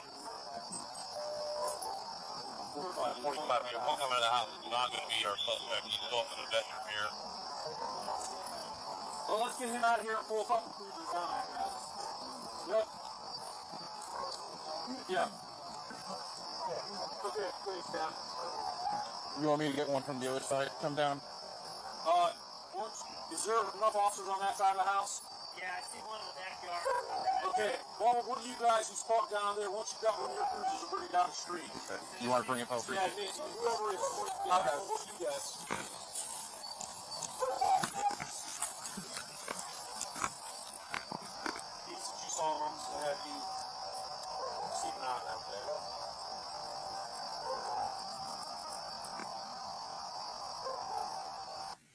So a couple of things with this, Officer Smith. When the study first begins, we also have to clarify, on 8/23, about 10 p.m., would that have been when you first responded? Yeah, that sounds about right. And then the 24th, when this bled over into the next day, would have been when SWAT was out? Correct. Okay. When this first starts playing, it looks like you were kind of in a defensive position watching the house. Correct. And then you came up as a person was coming out. Correct. Was that person the suspect? No. And then it looked like there were other officers still shining lights in the house, things of that nature. Correct. And was Officer Heath among that group? Yes, he was. And then it also sounded like it looked like it might have been a Sergeant Steinar was present. Correct. On scene, directing the rest of you patrol people? Correct. Okay. And then after this clip, did you go back to an overwatch position? I believe we moved some vehicles around so that way we could better coordinate resources, and then I went to an overwatch position. Okay. Did you yourself were you ever able to see the suspect? No. Okay. And when SWAT arrived, was there a period of time before SWAT entered the house? Yes. Do you recall how long that was? I want to say it was probably at least like 45 minutes to another hour. Okay. And did they give you, is it normal, or have you seen, do they have to like tell surrounding residences, hey, something's about to go down? Yes, normally part of the job of patrol officers before SWAT gets there is tell them that, hey, you know, we have a suspect that's barricaded. Move to either the back of your house or a basement if possible. Okay. And was that something you had to do this night? Yes, I knocked on, I believe, 2 doors. Okay. And then, were you present? I'm taking it you were not part of the SWAT team. No, I was not. Or were you there when they finally did enter the house? Yes. And so you were witness to that? I watched them go into the house, yes. Okay. And did they have to use, I guess, like gas cans, chemical? Yes, they deployed a fair amount of CS gas into the house. And do you know if they found the suspect? They did. Okay. Objection, Your Honor. Basis. The officer is stating that SWAT team went into the house. He basically said them when them went in. I don't know who them is. I don't have any record of the actual officers nor their badge numbers or SWAT team members that went into the home, that breached the home that night. Well, he indicated that the SWAT team went in, and when he says they or them, that's who he's referring to. So your objection's overruled. You may proceed. Did you yourself see the suspect when they brought him out? Yes, I was in a cruiser, and they put him into the cruiser while I was in the driver's seat. Okay. And do you see that person in court today? Yes. Can you point him out, describe what he is wearing? An orange jumpsuit with a white undershirt. Do you recall if he might look does he look any different from that night? Yes, that night I believe he had a shaved head. Okay. So after the SWAT team brings him out, puts him in the cruiser, did you stay on scene? Yes, I did. What did you end up doing after that? It was the district I was working is where we responded, so I was one of the last officers to leave the scene, and they asked us to stand by because the detective bureau was bringing out a search warrant for the house. Okay. And how long did that take? Probably about another 45 minutes. And so during that time, you just stayed on scene, kept the house secure? Correct. And was anybody from the neighborhood coming up, homeowners, anything like that? Yes, I believe one of the residents of the home showed up with some of her family. They asked to get in the house, and we told them that they weren't able to because it was being secured as part of a crime scene. And then after everything, you mentioned that there was a search warrant. Did detectives come with a search warrant? Correct. Or at least obtain the search warrant? Correct. Was the house searched? Yes. Who did that? I, along with Officer Pelfrey, searched the house. Pelfrey. You mentioned that there was gas deployment. Correct. So how did you search the house? When detectives arrived on scene, they were initially going to conduct the search of the house. However, the residue and remnants of the gas was still potent, so they asked myself and Officer Pelfrey, who had gas masks on scene, if we wouldn't mind doing the search since we were able to don the gas masks. Okay. And did you do so? Yes, we did. How many stories was this house? It was 3 stories with a basement. When you conducted this search, did you find anything? Yes. Do you recall what you found? I found an AR pistol and a shotgun that had the stock sawed off. Okay. And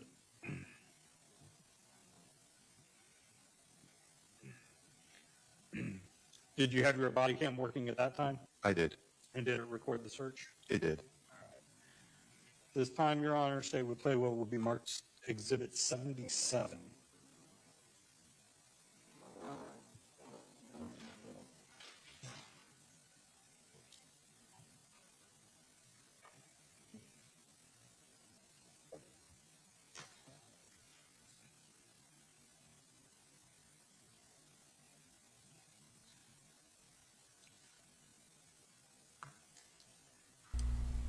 Did y'all notice anything about the type of guns they said they found? Y'all notice anything strange about that?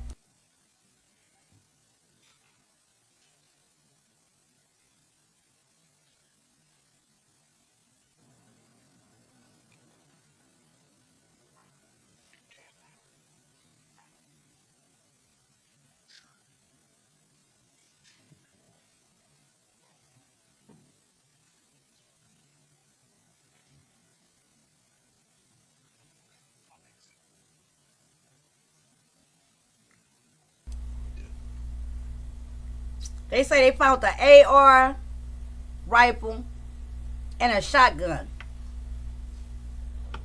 That's what they finding right here at this location where he was hidden at.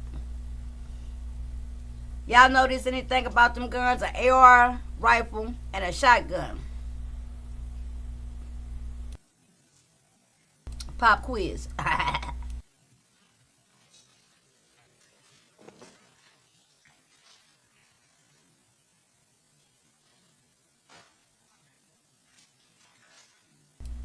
I'll tell y'all. This is what I find interesting. This is the house where they found him at, the SWAT team, and took him and arrested him, right? They found two guns there, two weapons. They found the AR and a sawed-off shotgun. However, at the scene of the crime and the autopsy and the CSI, the bullets that was recovered were 9mm,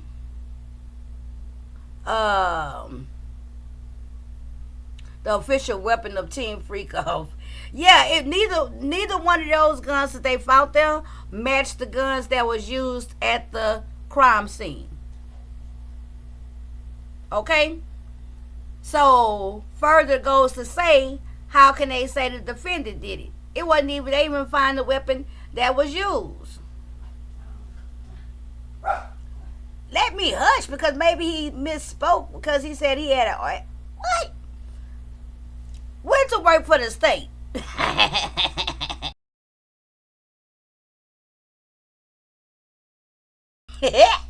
Winter is with the prosecution team. I think at this point in time, I think Adam got it. Adam got what? Adam had the 9mm, but the other gun, we got to remember, he was supposed to have taken the gun from Tony, out of Tony's purse. Tony had a handgun. Tony had a handgun. Adam had a 9mm. Neither one of them guns fit the description of the 2 guns they just took out of this house with the SWAT team.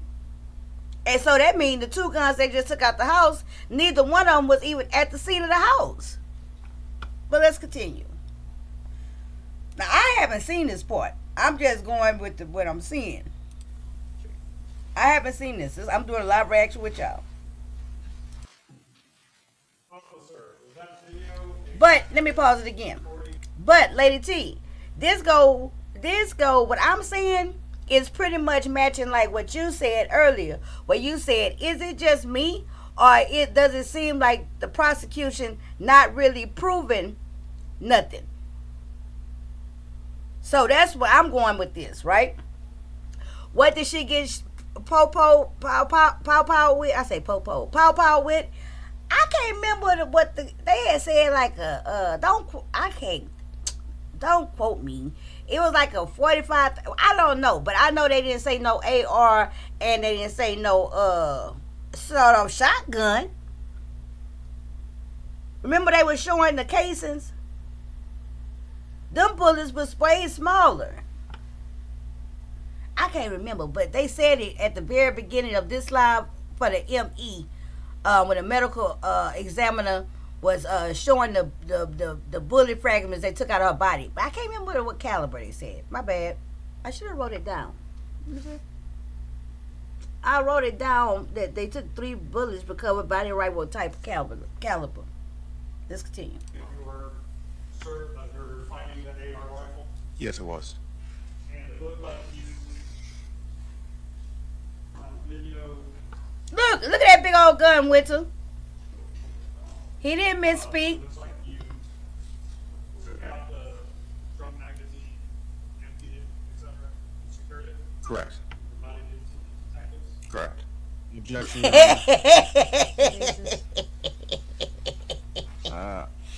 I was never charged. This our first case. Any of these weapons that they're showing me, and neither of these weapons were used for or at the initial scene of the murder. So boom, Quinton, you better tell them.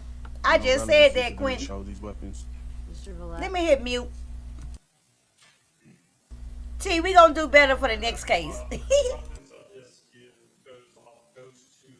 Diamond, she talking about the Lit Lane jury box.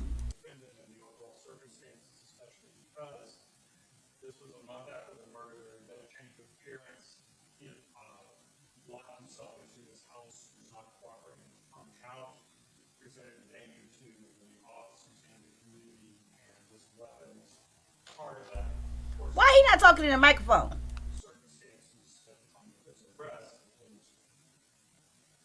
You can show it to him, doesn't mean it's getting admitted into evidence. Did you say there was a shotgun and a pistol? Yes, Your Honor.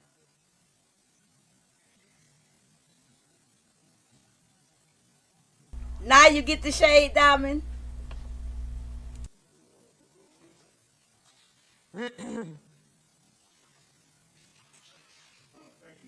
Show you what previously marked the states is at 77. Just ask you if you recognize this. No, it's got to be 78. 77 was just the... 78. Yes, this was the AR pistol I located.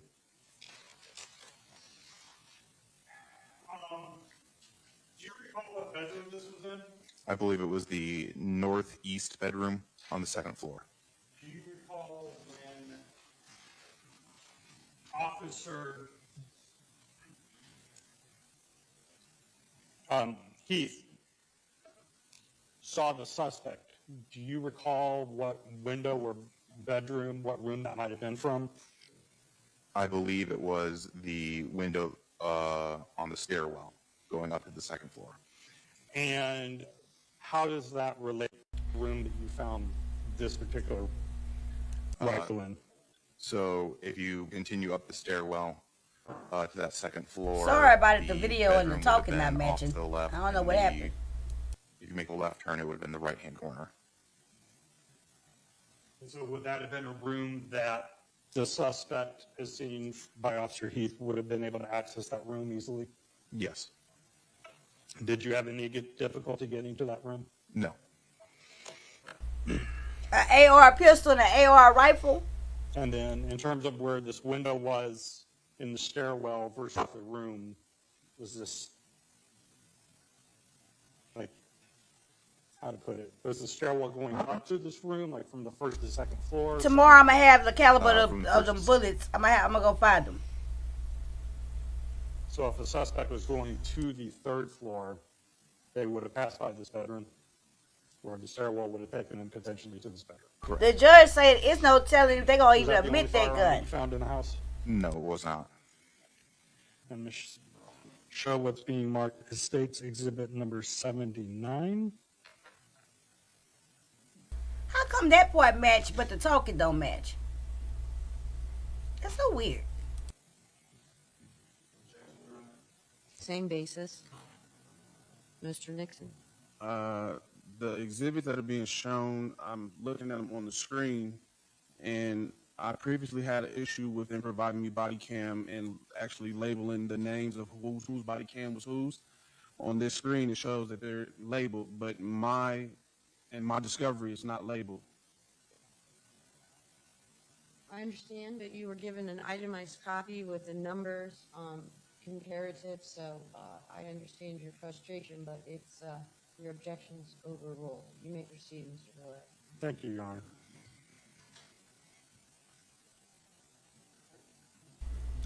But they got the bullets pulled out the victim body. Diamond. Now this looks like the crack house. The house where they was doing the methamphetamines was cleaner than this. That's where he was hiding at, I think. No, it's not. That's a stairs. Child, let me shut up.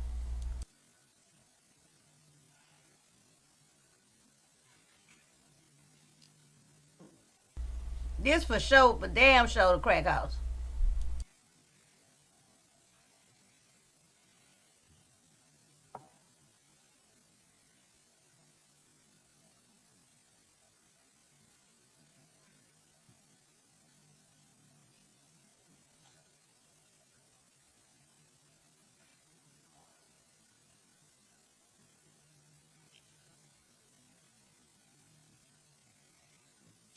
Looking at that clip, is that an accurate reflection of when you found the shotgun? Correct. What room was that in? That was in the attic or the third story room. And to your knowledge, you know where the suspect was found?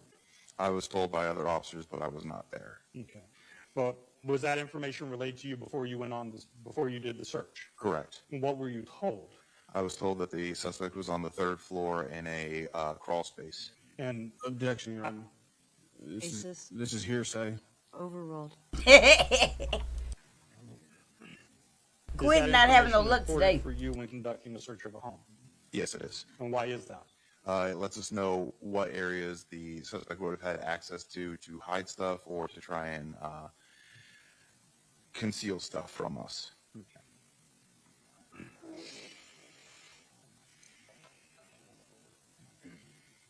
We almost done, y'all. Hang in there with me. Show you what is being marked as State's Exhibit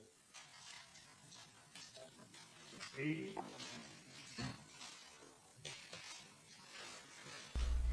It's so weird. The movements match and the mouth don't.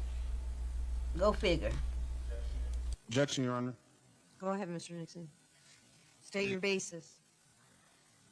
These guns were not found on my person nor in the crawl space that I were in. They have no relevancy to the case. They were not used in the murder. All right. So I will let him identify it, and whether or not I admit it into evidence will be a conversation we have at the close of the case. Go ahead, Mr. Villette. I ain't never heard of that before. Ask you if you recognize this. This is the shotgun I recovered on scene. And because it didn't quite show up, could you just, for the record, describe what the back handle area looks like? It looks like it was sawed off and duct taped over. Okay, I just remembered something. One of the charges that's he fighting right now during this trial is felony in possession of a weapon. Felony in possession of a weapon. So that's why Quinton tries so hard to get this the guns not admitted. admitted into evidence. Submitted into evidence. She's considering not admitting them. Right. Very heavy. Very heavy. But that's one of the charges. I think now it's just dawning on me to say that. Okay? All right, let's continue.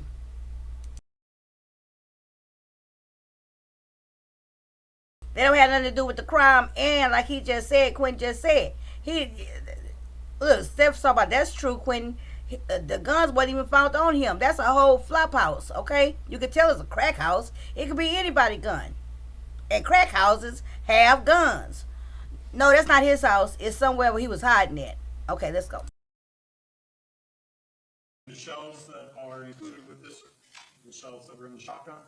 I was unable to clear that shotgun because it was currently jammed. In the video, you can see that there is a shell that is in between the loading chamber or the chamber and the loading port.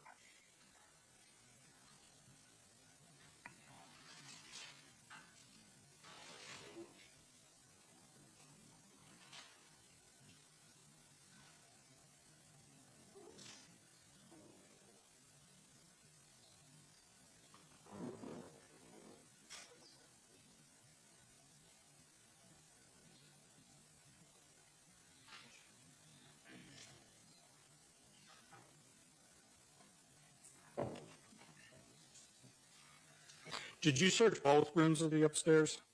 Yes, I did. Did you find the entrance to the attic, cubby, what have you? Yes, I did. Okay. Let me show you.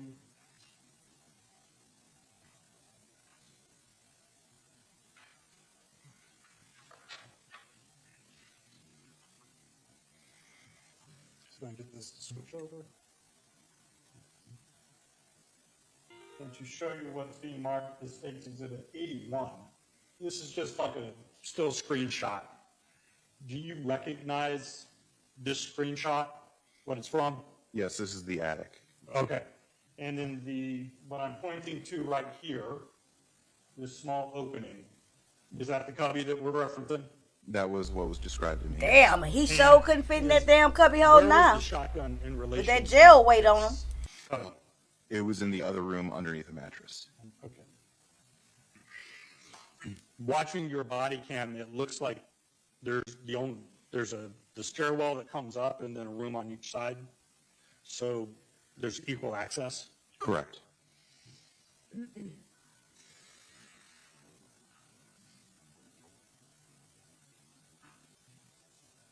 Just one moment here. Okay, y'all, we got less than a minute left on the we got 1 minute and 33 seconds left on the video. 4 minutes to close out the live. Give me 5 minutes. And I'm going to try my damnedest to be on time tomorrow for 6 p.m. For real. I'll be trying. That way we don't go so late. When you, after finding the shotgun, did you also provide that to the detectives? I did. And did you yourself ever have any direct interaction with Mr. Nixon? No, he was placed in the cruiser I was sitting in before we went in and did the search, but I never had any interactions with him.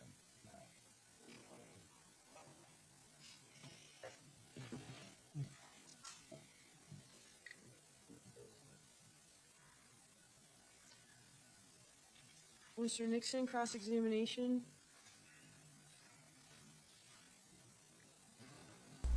Okay, and so this is where it ends.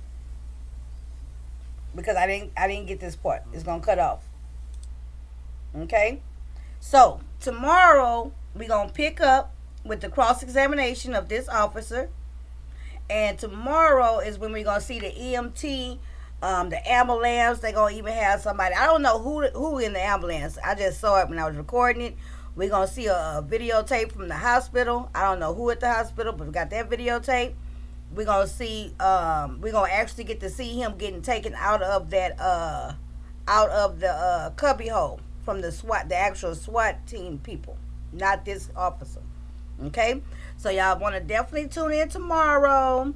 Everything that I'm saying that y'all gonna see tomorrow, I already got the clips So unless something weird happened, it shouldn't be no problems being here on time. Okay. Tonight we saw a lot of different things. We saw the medical examiner. We saw the responding officer's body cam. We saw this dude here. We saw pieces of the. I'm gonna go back and find out what caliber those bullets was that they pulled out the victim. Yes, I'm entering the Halloween contest. As a matter of fact, I'll probably be ordering my costume tomorrow. I was thinking about that today. I meant to do it today, and I just got busy doing something else. But I already know what I'm going to wear for my costume, so I'm finna start putting it together and getting everything now.